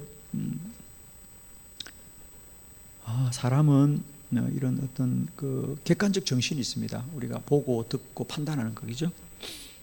우리는 사실은 이제 목회자들도 그런 객관적 정신이 많이 발달했죠. 우리가 그죠? 보는 거, 판단력, 분별력, 분석력이 뛰어납니다. 그러나 인간의 정신은 주관적 정신도 있거든요. 그건 다른 사람의 경험을 통하지 않는 나만이 갖는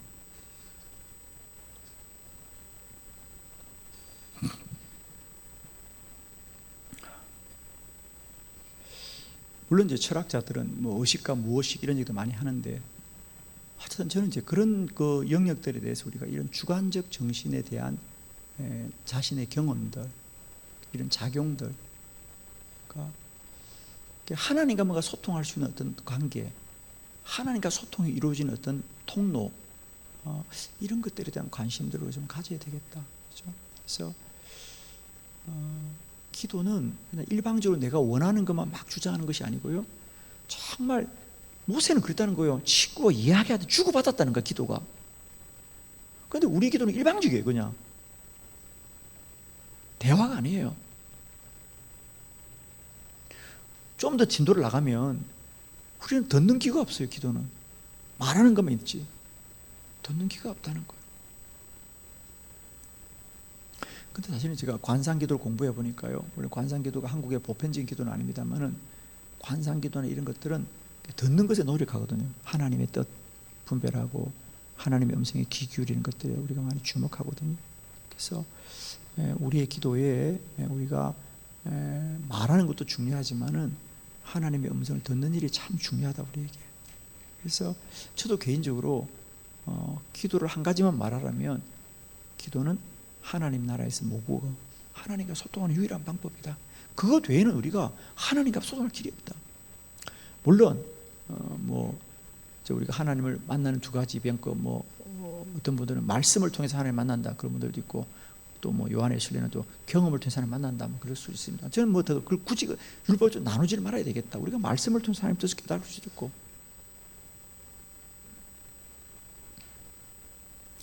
목사님이 총신에 나왔다 그러시니까 우리 박이천 교수님 제가 가까이 하고 있습니다. 제가 많이 제 교회 모셨고 근데 박이천 목사님 지금 많이 어려워 많이 이제 말씀드리지 못합니다만 박이천 목사님 늘 저와 만나면 그래요. 백 목사는 어떻게 그래 기도를 많이 하게 됐어? 그래서 그분은 제가 기도하는 걸 사실은 반대는 아니지만 좀 이상하다고 생각. 본인은 박이천 교수는 그렇지 않아요. 그분은 성경을 통해서 하나님 만나면 되거든요. 말씀을 통해서. 저는 사실 박이천 목사님이 영성으로는 제게 가장 큰 도전을 준 목사님입니다. 영성으로는. 하루에 5시간씩 꼭 말씀만 보는 그 영성.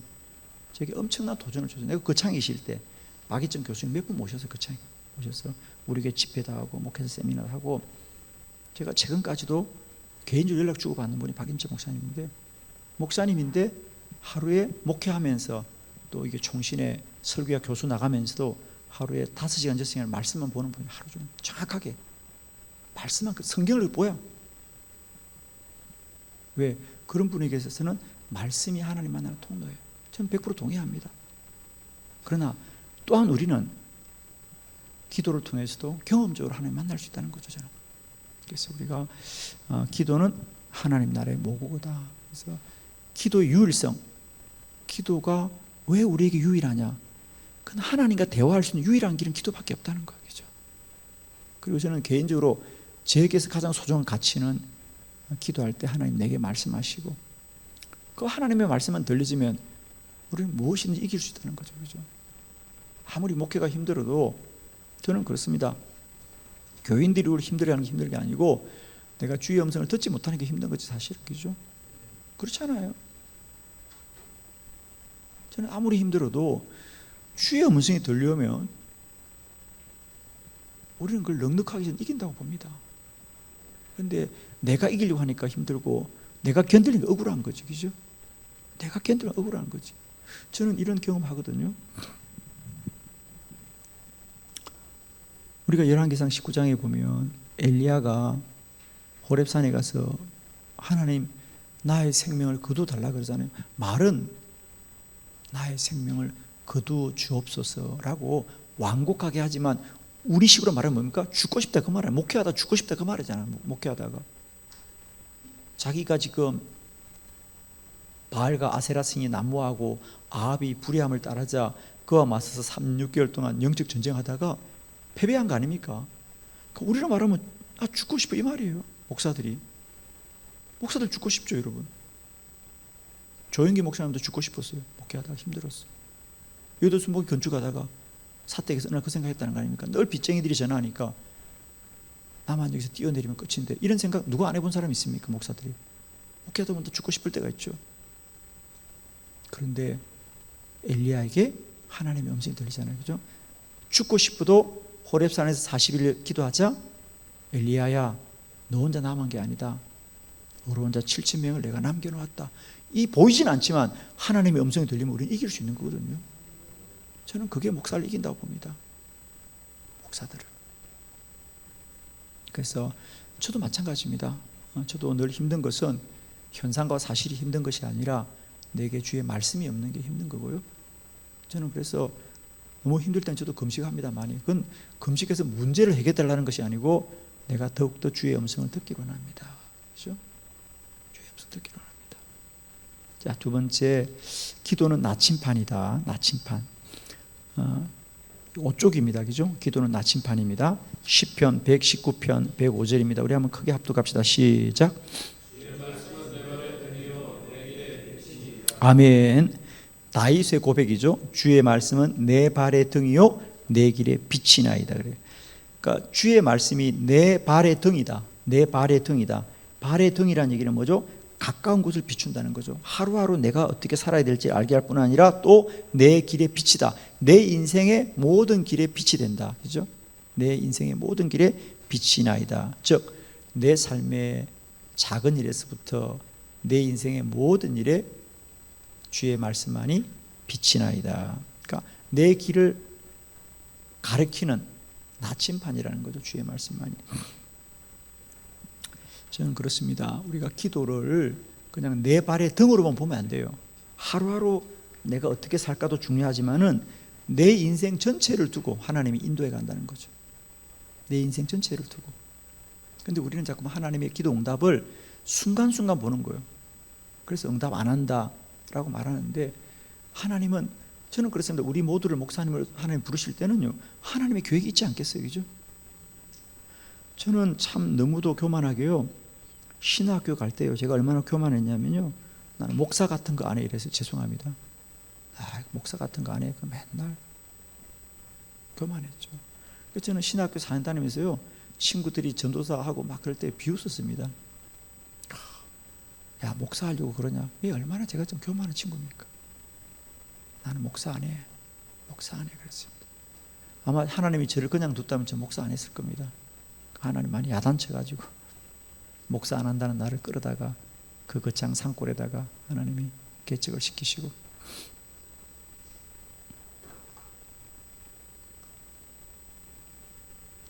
그러니까 저는 33년째 목회하는데요. 돌아보면 내 생각대로 안 됐어요. 목회가 다 하나님이 막고 마치 사도 바울이 사도행전 16장에서 아시아로 가려고 할 때 비두니아를 다 막잖아요. 그죠? 다 막고 마게도냐를 보내잖아요. 그렇듯이 하나님이 다 막으시는 거예요. 다 막고. 그때는 참 안타까웠어요. 왜 막으실까 하나님이. 근데 지금 돌아보니까 그때 막아주셔서 참 감사하다.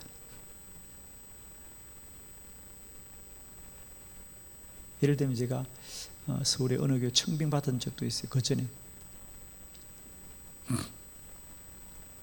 교회 개척하고 한 10년 만에 교회를 건축했습니다. 29에 개척해가지고 39에 교회를 건축했죠.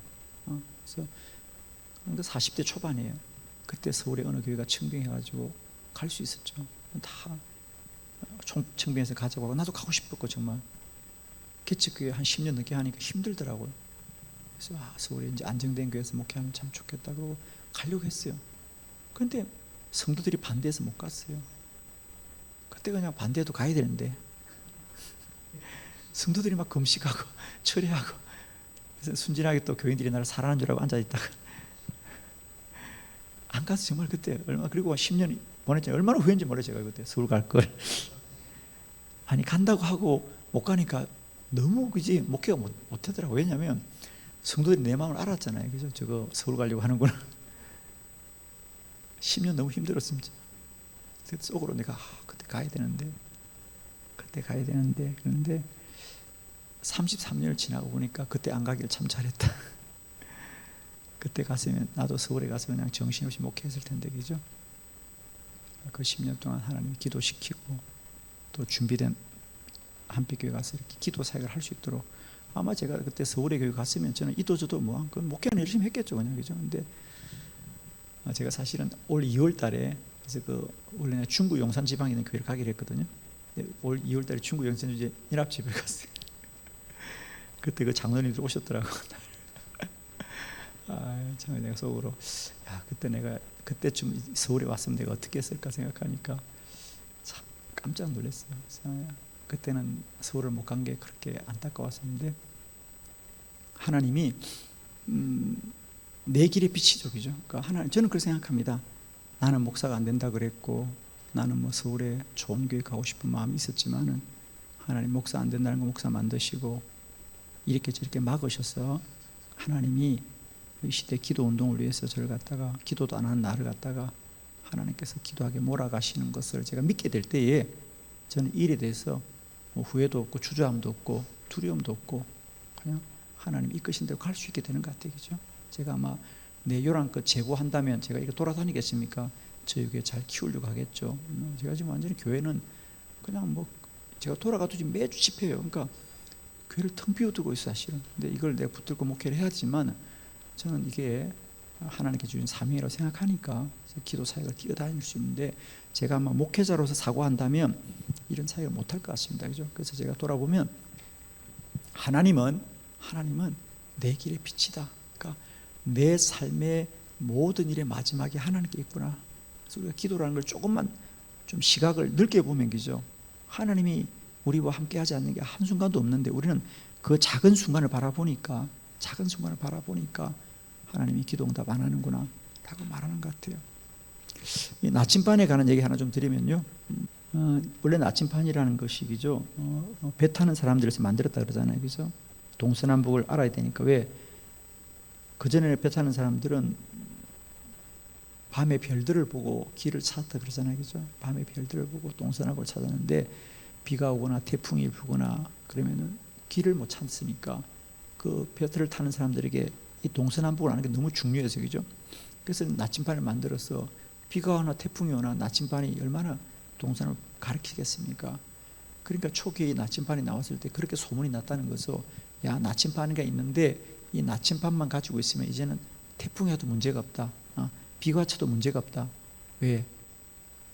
방향을 알게 해주니까.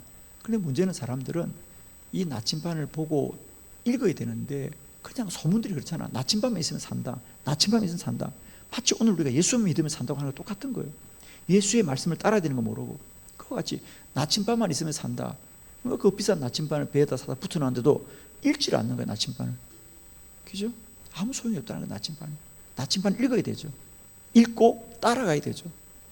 방향대로 따라가야 되죠. 나침반만 배에 갖다 놓고 산다는 게 아니란 거죠.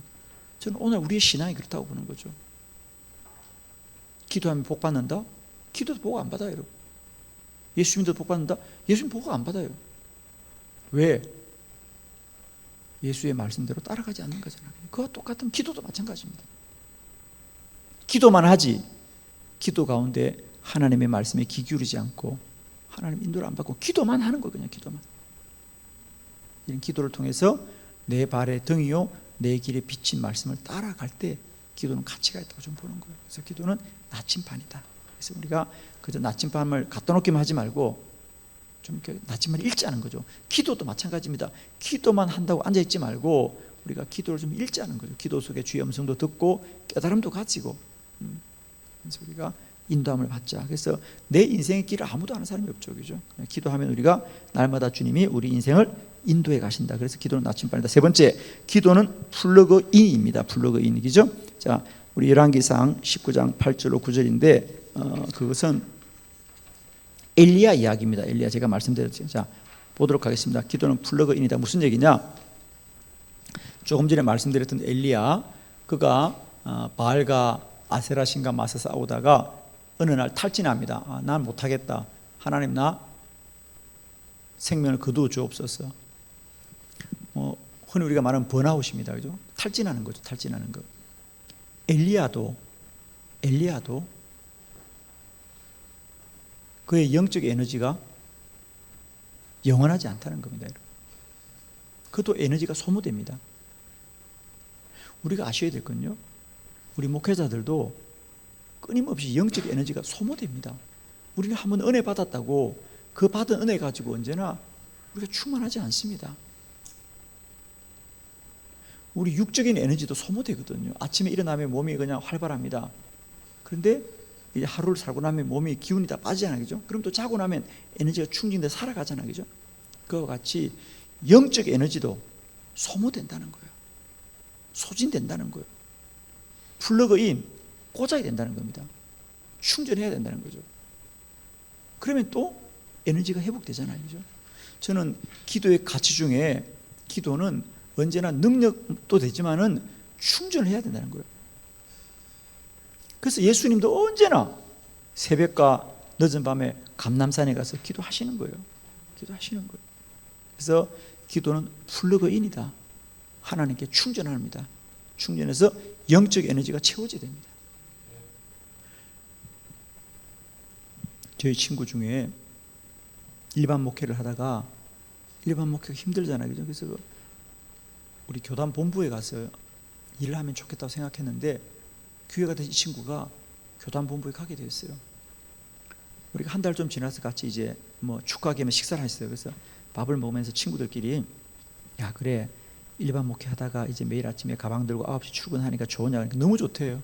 뭐가 좋으냐니까 새벽 기도 안 해서 너무 좋대요. 그죠? 야, 이제 아침에 그냥 편하게 잠을 자니까 너무 좋다. 우리도 부러워가지고 야, 그래, 정말 좋냐? 그랬었던 적이 있어요, 정말입니다. 저희들이 50대 때 친구가 새벽 기도 안 하니까 너무 좋대요. 그래서 우리 쏘도 부러워가지고 오, 우리도 좋겠다. 다시 1년 좀 지나서 만났어요. 휴가 때 왔더라고요. 1년 전에 만나서. 그래서 야, 좋으냐? 그러니까 죽겠대. 죽겠대요. 왜 죽겠어요? 그러니까 새벽 기도 안 해서 죽겠대요. 새벽 기도를 안 해서 죽겠대.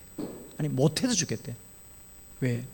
처음에는 새벽 기도 안 하니까 편히 잠자고 너무 좋았는데요, 그렇게 해서 몇 개월 가니까요, 자기의 영혼이 피폐해지는 걸 알겠대요. 자기가 그전에는 억지로 새벽 기도 하니까 자기가 영이 충만했는데 안 해보니까 알겠더라는 거죠.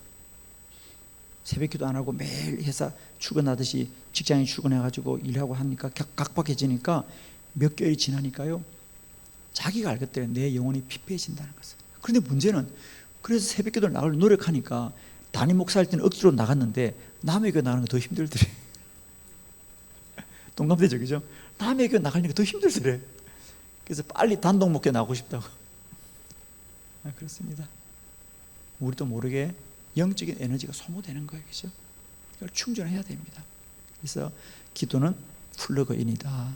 그래서 우리는 끊임없이, 그러니까 유일한 길은 다른 거 없습니다. 기도만 유일하다. 왜? 플러그인 해야 되니까. 해야 되니까. 그 다음에 네 번째, 기도는 천국 열쇠입니다. 열쇠. 자, 우리 마태복음 16장 19절입니다. 한번 같이 크게 한번 읽어봅시다. 시작.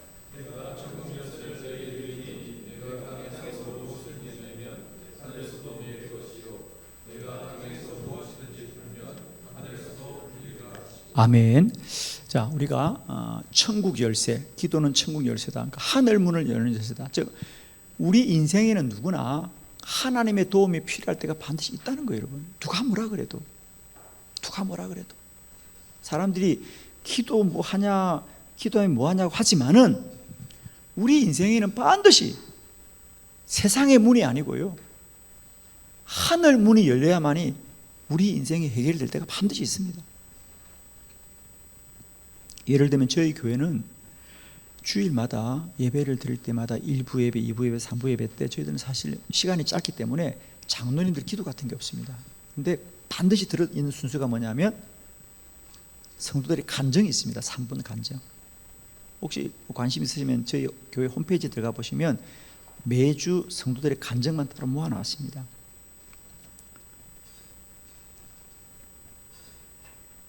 거기 보면 진짜 기막힌 간증이 참 많습니다. 예를 들면 저희 교회 작년에 이유정 권사는 50대 초반인데 남편은 교회를 안 다니고 늘 아내를 그냥 교회 다니는 걸 마땅치 생각했어요. 교회 다닌다고. 그런데 그 남편이 건강검진을 했다가 뇌종양 말기암이었어요. 깜짝 놀랐죠. 이 남편이요, 운동선수였어요. 스키 선수였거든요. 건강은 뭐 톱된 사람이에요. 덩치도 이렇게 큰 사람인데 어느 날 뇌종양 말기 1년밖에 못 산다고 사형선을 받은 거예요. 그런데 이 이유정 권사가 믿음이 좋은 권사예요. 평소 새벽기도 하는 사람이거든요. 남편이 그렇게 흔들리니까 딱 그렇게 얘기하는 거예요. 여보, 당신 교회 나가면 하나님 살려줄 거야. 당신 기도하면 하나님 살려줄 거야. 그리고 남편을 데리고 교회를 나왔어요. 예배 마치고 여보, 당신 목사님한테 기도받아. 이분은 교회 나오는 첫날부터 기도를 받았어요. 저희 교회는 매주일날 예배를 마치면 제가 지난 10년 동안 한 번도 교인들을 환송을 못 해봤어요. 나가서 악수를 못 해봤어요. 왜? 제가 강단에서 축도 마치고 내려오면 앞줄에 기도 받으려고 줄을 쫙 씁니다. 시간마다. 그런 줄이죠. 그러니까 1부 예배 때 줄을 쓰고 2부, 3부 줄을 쓰니까 저는 10년 동안 한 번도 이걸 뚫고 나가서 입구에서 성도들 환송을 한 번도 악수, 저희 교인들 중에 담임 목사 손 한 번 못 잡은 사람 많아요. 아니 대부분이야. 한 번도 악수를 못 해봤어요. 왜? 그럴 시간이 없어요. 보통 한 20-30명이 기도받아 나와 있으니까. 그래서 거기 줄을 쓴 거예요. 그러니까 첫날 교회 나온 날부터 안수 받았어요. 그리고 작년에 이 암이 나았어요. 그래서 그걸 간증했어요. 교인들 앞에서. 그러니까 우리가 만일에 그 아내가 기도에 대한 믿음이 없었다면 남편이 잃는 거잖아요. 그렇죠? 그렇잖아요. 속수무책이잖아. 그런데 그 아내는 믿음이 있었어요. 당연히 기도받으면 낫는다. 그래서 지금 그 홍건표라는 성도는요, 새벽기도 나옵니다. 지금 혼자서 새벽기도 나와요. 그래서 여러분, 우리 인생에는요, 누구나 돈으로 될 줄 알고 힘으로 될 줄 알고 내 재산으로 될 줄 알면, 그런 여러분 아시잖아요. 이어령 박사님, 교수님 이제 2년 전에 돌아가셨는데, 우리 저희 대학 다닐 때 그분은 뭐 한국의 지성인이잖아요. 저도 그 책 참 좋아했거든요. 이어령 교수요. 너무 좋아했어요. 지성으로 똘똘 뭉친 사람이잖아요. 그리고 얼마나 교회를 비난했습니까? 사람이 정신만 차리면 되지 뭘 신을 의지하냐고 그렇게 비난했던 사람 아니에요. 그런데 그 이어령 교수가 2007년 7월 23일 날 세례받았어요. 향주 목사님한테. 그죠? 그게 동아일보에 나왔어요. 신문에. 그게 바로 지성에서 영성으로. 그러니까 지성의 영성은 그 책 제목이 그 기자가 정해준 거예요. 기자가 그때 기사를 그렇게 낸 거예요.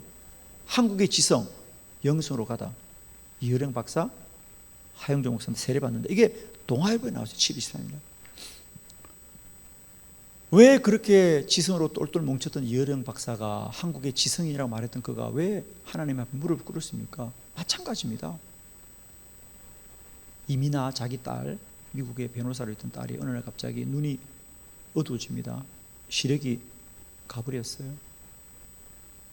깜짝 놀랐죠.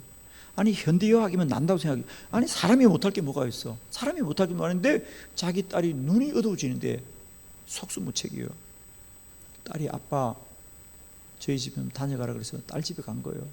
해줄 게 뭐가 있어. 아빠가 사람이 다 할 수 있다고 생각했는데 병원에서 고치지 못해요. 방법이 없더라는 거죠. 주일날 아침이 됐는데 딸이 그러는 거예요. 아빠 우리들은 교회 가야 돼요. 아빠도 같이 가요. 평소에 교회를 그렇게 핍박하고 비난하던 사람인데 딸이 눈이 어두워가지고도 교회를 간다는데 안 갈 아빠가 있겠어요? 따라간 거잖아요. 조그만 교회였대요. 시골에. 미국이죠. 조그만 교회인데 아무 생각 없이 예배 드리는 거죠. 앉아 있는 거죠. 그냥 무슨 생각이 있겠어요. 예배를 마치고 났는데 설교를 마친 담임 목사님이 교인들과 함께 유일영 박사 앉은 자리에 오는 거예요. 와서는 뭐라 그래요? 우리가 당신을 기도해 주겠습니다. 그죠? 당신을 기도해 주겠습니다. 이 사람이 기도 받을 생각도 없고 마음도 없었는데 목사님이 와서 그냥 내가 당신을 기도해 주겠으니까 선생님 마음속으로 정말 하나님 앞에 기도하면 하나님이 들어줄까를 얘기한 거예요. 그러니까 아니 뭐 못할 게 뭐가 있어. 자기 간절한 소원은 딸의 눈을 뜨는 거 아니겠어요? 그래서 그분의 고백이에요. 그 순간 그의 말은 이래요. 나는 하나님과 계약서를 썼다는 거야. 계약서를 썼다는 거야. 계약서를 썼다는 거야. 무슨 계약서를? 그 짧은 순간에 그건 읽히기도 했대요. 하나님, 만약 당신이 살아계시면 나의 딸의 눈을 밝혀주세요. 내 딸의 눈이 뜨기만 하면 내가 당신의 종이 되겠습니다. 내가 지금까지 당신이 없다고 말했던 내 입으로, 내 글로 당신을 쓰겠다. 계약을 썼다는 거예요. 그 짧은 기도가 끝났어요. 그리고 딸이 한국에 들어와서 서울대병원에서 정밀 검사를 받는데 이상이 없다는 거예요. 눈이 나았다는 거예요. 그때 이해를 해서 그렇게 말합니다. 딸은 기뻐서 내게 아빠 내 병이 나았다고 말하는데 나에게는 죽었다고 생각했다는 거죠. 왜? 나는 이제 하나님의 종이 되어야 된다.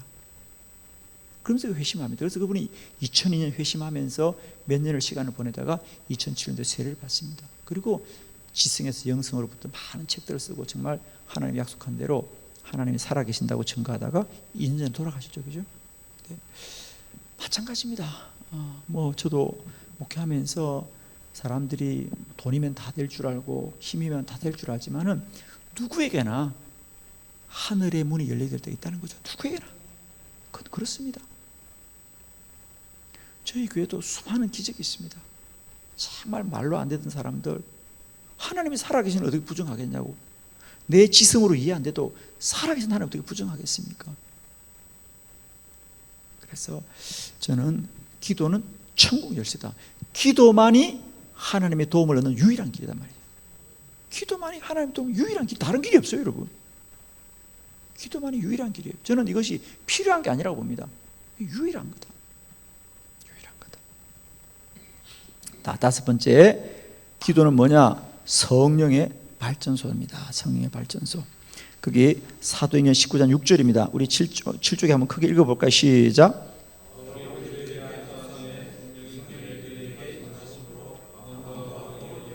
아멘. 이게 무슨 자리냐면 우리 목사님 아시다시피 에베소 교회를 방문했을 때 사도 바울이 가장 먼저 에베소 교회가 뭘 물어봅니까? 너희는 성령 받았느냐 물어봅니다. 그죠? 저도 목사지만 저도 새로운 교회 가보면 저는 성령 받았느냐 물어보는 거 아닙니다. 너희들 주일에 얼마 모이냐 물어봅니다. 주일에 얼마 모이냐, 결산은 얼마나 되냐 이런 거 물어보지 성령 받았냐 안 물어봐요. 그죠? 근데 사도 바울은 성령 받았냐 물어보잖아요. 이게 맞는 거거든요. 그죠? 성령이 있냐가 제일 중요하죠. 뭐 결산이 돈이면 안 하면 뭐 할 겁니까? 다 하나님과 상관없는 교회들인데. 여러분 한국 교회요. 건물이 크고 뭐 주일날 몇천 명이 모인다. 하나님과 상관없는 교회 많습니다, 여러분. 기도는 성령의 발전소다. 그런 에베소 교회에 바울이 기도해 주자 성령이 임하고 방언하고 예언하더라. 교회는 다른 길이 없습니다. 기도해야 성령 충만한 교회 됩니다. 정말입니다. 저희 교회는 1년 365일 새벽기도 5시, 저녁기도 7시 30분. 저희 교회는 이런 오늘 이제 화요일 저녁에도 새벽기도가 있습니다. 수요일도, 목요일도, 금요일도, 토요일도 1년 360일들은 새벽기도, 저녁기도가 계속되고 그리고 낮에는 중보기도부가 있어서 1시간씩 돌아가면서 10명에서 15명이 한 팀이 됩니다. 그 팀들이 계속 기도를 합니다. 교회에서. 그래서 저희 교회는 언제 가도 기도 소리 끊이지 않습니다. 저희 본당에 한 3,000석 되는데 그 3,000석을 저희들은 24시간 개방해 둡니다. 24시간. 기도자를 위해서. 밤에 몇 사람이 오더라도 기도할 수 있도록 저희들은 당직을 쓰죠. 밤에 매일 밤새 당직을 씁니다. 우리 유급 직원 2사람이. 유급 직원 2사람이. 왜? 기도하는 사람들이 문을 열어주기 위해서. 저는 저희 교회가 본당에서 기도 소리가 끝나지 않게 하라. 기도가 멈추지 않게 하라. 그래서 저희들은 새벽 1시, 새벽 2시 가도 계속 죄 기도하는 사람들 소리 끝나지 않습니다. 그러니까 교회가 성령이 충만해야 역사가 나타나거든요. 성령이 충만해요. 그래서 기도는 성령이 역사하는 발전소라는 거 발전소.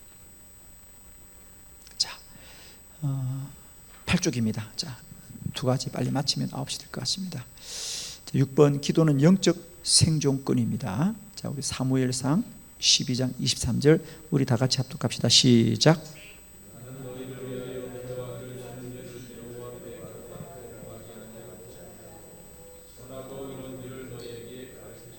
아멘.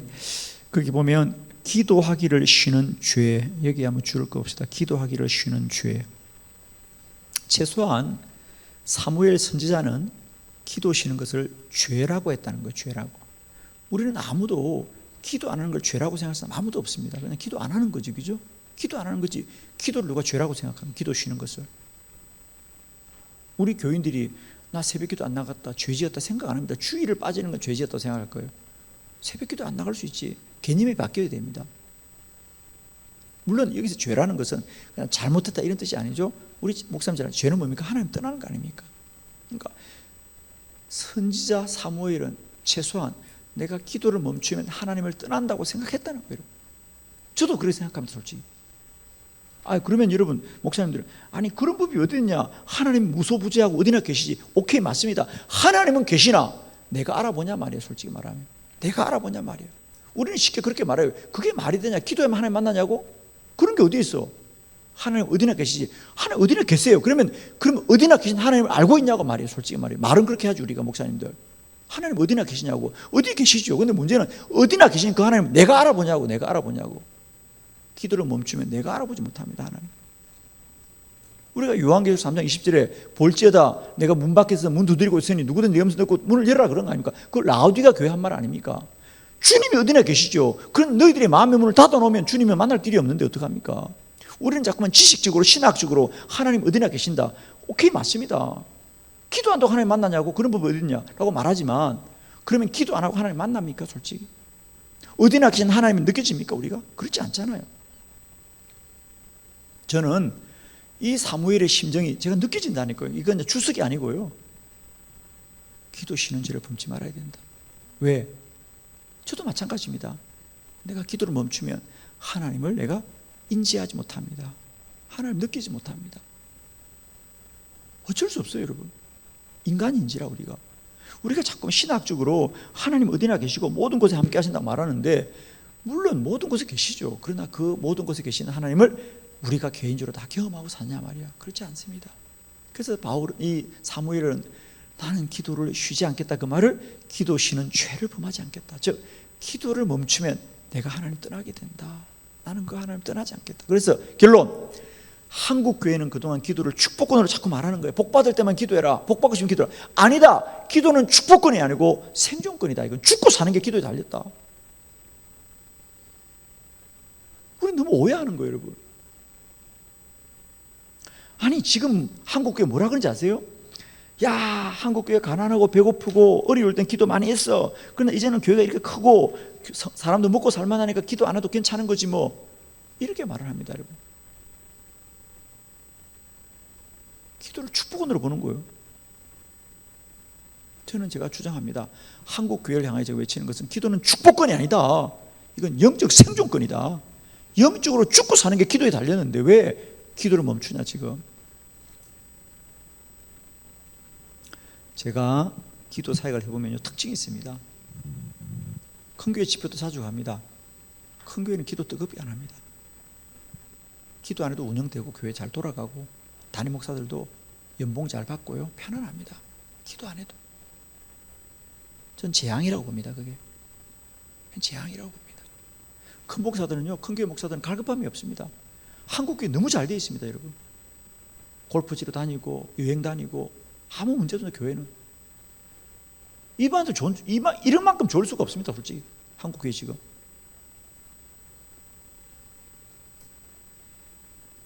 제가 저희 교회 2015년 처음 부임하고요,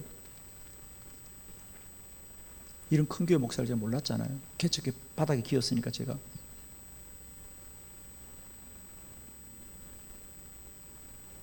우리는 지금 자꾸 기도를 축복권으로 말하는 것은 너무 안타까운 사실이다. 자, 마지막, 기도는 영적 갑옷이다. 영적 전쟁이라는 거죠. 기도만이 영적 전쟁을 이길 수 있습니다. 자, 한 구절만 보고 마치겠습니다. 거기 9쪽에 보면 마태복음 12장 29절입니다. 마태복음 12장 29절 한번 크게 한번 합독합시다. 시작.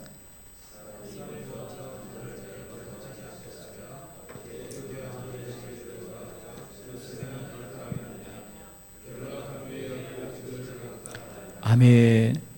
예수님이 우리에게 바알세불에 관한 정체를 말씀하시면서 너희는 꼭 기도해라. 왜? 야, 사람이 어느 집에 들어가서 물건을 훔치려면 물건을 멈추 훔치는 사람이 누가 있냐? 먼저는 그 주인을 결박해야만 물건을 훔쳐오는 거야. 그러니까 그 주인을 결박하는 게 먼저라는 거야. 물건을 훔쳐오는 게. 그러면서 예수님께서는 영적 전쟁에 관한 원리 우리에게 말씀해 주셨어요. 저는 기도가 유일한 길이다. 기도는 이 영적 전쟁을 이길 수 있는 유일한 길이 기도밖에 없다는 거예요. 마귀를 뭐로 이길 거예요? 공부 많이 한다고요? 교회가 건물을 높여진다고 마귀를 이깁니까? 아닙니다. 지금 한국에서는요, 한국교회 위기의 가장 큰 문제 중에 하나가 뭐냐? 여러 가지가 있는데 그 중에 하나가 이단의 공격이거든요. 특히 신천지라든지. 지금 한국은 대단합니다. 이 이단들의 공격인데, 제가 미국 나오기 전에 2주 전에 저희 교회도 하루 저녁 우리 이단 세미나를 했습니다. 이단 세미나 했는데, 왜 성도들이 이단에 빠질까? 왜 이단에 빠질까? 이단에 빠지는 성도들 보면요, 초신자가 빠지지 않습니다. 열심이 없는 사람은 안 빠집니다. 이단은 누가 빠집니까? 열심히 있는 교인들, 오래 다닌 교인들, 그런 교인들이 빠지거든요. 이상하지 않아요? 왜 열심히 있고 교회 오래 다니는 사람이 이단에 빠질까? 그렇습니다. 우리가 자꾸 이단에 빠지는 것을 우리가 현상적으로 자꾸 연구하려고 그러는데 본질은 뭐냐? 저는 그때 그 강사님도 참 제가 동의됐는데 그 강사가 그러더라고요. 자기들도 연구를 해보면 성도들이 이단에 빠지는 가장 첫 번째 원인은 다른 게 아니다. 미혹하는 영이라는 거예요. 미혹하는 영 때문에 빠진다고. 자기들도 엄청난 연구를 해보죠. 그죠? 이단에 빠진 사람들 해보면은 다 똑똑하고 잘나고 열심히 있고 이런 사람들이 의욕게 빠지는 거예요. 갑자기. 아니 그렇게 교회에서 충성하고 예수 그리스도 하는 사람이 이만희를 예수라 그러니까 이해가 되냐고. 도대체 그게 뭘 공부해서 이만희를 예수라 그러겠어요. 솔직히 여러분. 그 신천지가 찬송가를 보면 우리 찬송가를 다 바꿔서 부릅니다. 이만희 신이었어. 다시 오실 이만희 시여. 그리고 기가 막혀. 아니 예수를 그리스도라 말하는 사람이 어떻게 그렇게 말할 수 있냐고. 그건 인간의 지성으로는 불가능한 일입니다. 그래서 자기도 그 결론이더라고. 결국 이단에 빠지는 것은 미혹하는 영 때문에 그렇다. 미혹하는 영이 들어가면 그건 방법이 없습니다. 방법이 없습니다. 반대로 말하면, 그러면 이단을 이기는 길은 뭐냐? 성경 공부가 아니에요. 기도입니다. 이단을 이기는 길은 성경 공부가 아니에요. 세미나가 아니에요. 기도입니다. 기도를 통해서 성도들이 미혹한 영으로부터 이길 수 있도록 성령 충만한 길만 이기는 길. 이게 답이 나왔다고.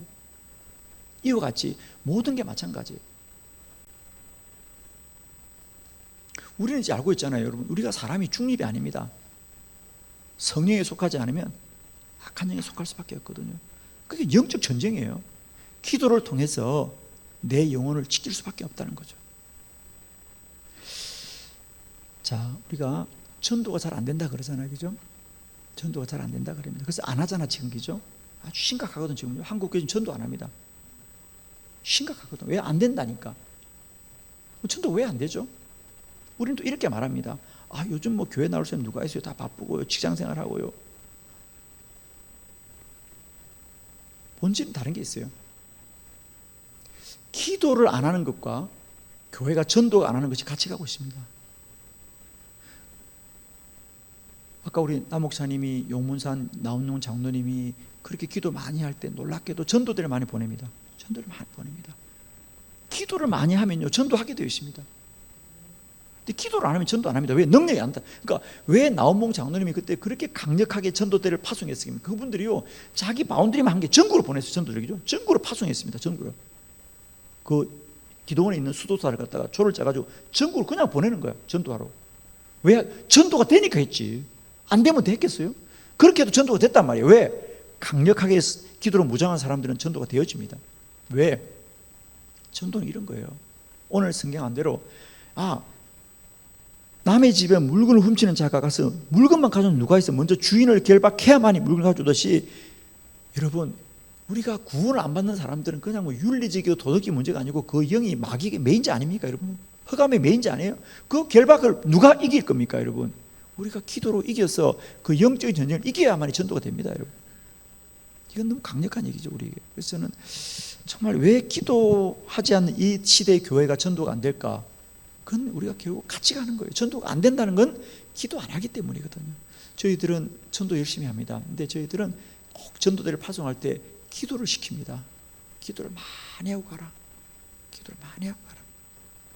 그래서 기도는 영적 갑옷이다. 즉 기도만이 마귀를 이기는 유일한 길이라는 거예요. 다른 길이 없잖아요. 한국 교회 지금 엄청난 영적인 도전을 받고 있습니다. 이단과의 도전, 또 여러 가지 교회의 문제들, 저는 이거 다 영적 전쟁이라고 보는 거예요. 이거 다 넘어지는 겁니다. 지금 한국 교회 속수무책이거든. 저는 그래서 기도만이 우리가 이 마지막, 특히 이제 마지막 시대에 정말 베드로가 우리에게 말한 베드로, 너희는 정신 차리고 근신하여 기도하라 그랬는데, 우리가 기도만은 유일한 길이다. 이제 자꾸만 기도를 필요성으로 말하지 말아라. 기도는 우리가 뭘 얻기 위한 필요한 길이 아니고 우리가 살고 싶은 유일한 길이 기도다. 오로지 기도하라. 이게 제 결론입니다. 그래서 오늘은 첫 시간 우리 목사님들과 함께 그냥 좀 이렇게 기도의 정의 또 이해에 대해서 좀 말씀을 드릴 거예요. 내일부터는 이제 우리가 교회가 왜 기도해야 되는지, 또 세 번째로 우리 목회자가 왜 기도해야 되는지, 또 왜 기도를 가르쳐야 되는지, 자, 이런 얘기 좀 하면서 내일 오전에는 강의를 정리하고요. 좀 가능하면 내일 오후부터 제가 50일 기도학교에 대한 실제들을 좀 강의할 수 있도록 한번 진도를 내보도록 하겠습니다. 자, 오늘 여기까지 하도록 하겠습니다. 제가 잠깐 기도하고 마칠 텐데요. 먼저 우리 한 2, 3분만이라도 우리 같이 모인 분들이 하나님, 우리 토론토 지역에 하나님의 교회 영적 부흥이 일어나게 하여 주시옵시고, 이 지역에 기도자들을 세워 주시옵시며, 기도하는 교회를 세워서 이 시대에 영적인 놀라운 부흥이 임하게 하여 주옵소서. 우리 이렇게 좀 합심해서 같이 기도하고 제가 마무리 기도하고 오늘 첫날 모임을 마치도록 하겠습니다. 우리 다 같이 한번 같이 통성으로 기도하도록 하겠습니다. 주여, 하나님, 우리에게 주의 교회와 영혼 구원을 위한 거룩한 직분을 맡겨주셔서 감사합니다. 우리는 때로 연약하고 또 많이 부족할 때가 있지만 하나님이 만세전에 우리 한 사람 한 사람을 택하여서 주여 세우셨사오니, 세우신 주께서 귀한 동역자들을 힘있게 하여 주시옵시고 능력의 창중에 붙들어 주시옵소서. 특별히 저희들이 먼 곳 이국 땅까지 보내주셔서 땅끝까지 복음 전하게 하시고 영혼을 돌보게 하시니 감사합니다. 때때로 내 현실이 힘들고 어렵습니다. 특별히 이 캐나다 땅에서의 사역들이 많이 힘이 듭니다. 사랑하는 동역자들을 주님 힘있게 하여 주시옵시고 힘든 사명을 주님이 맡겼사오니 감당할 능력도 부어주시기를 원합니다. 특별히 사랑하는 동역자들의 가정과 자녀들을 지켜주시옵고 그 목양과 사역을 하나님이 지켜주시어서 잘 감당하게 하옵소서. 특별히 토론토 지역에 많은 기도의 동역자를 세워주시옵시고 기도하는 교회를 세워주시어서 이 지역의 거룩한 사명들을 연합하고 협력하여 이루어가게 하옵소서. 감사합니다. 이 밤도 돌아가는 길 평안하고 복되게 하옵소서. 특별히 이 일을 준비하고 이끌어가는 우리 김주혜 목사님과 또 이 강림교회도 축복하여 주옵소서. 감사합니다. 우리 구주 예수님의 이름으로 감사하며 기도드립니다. 아멘.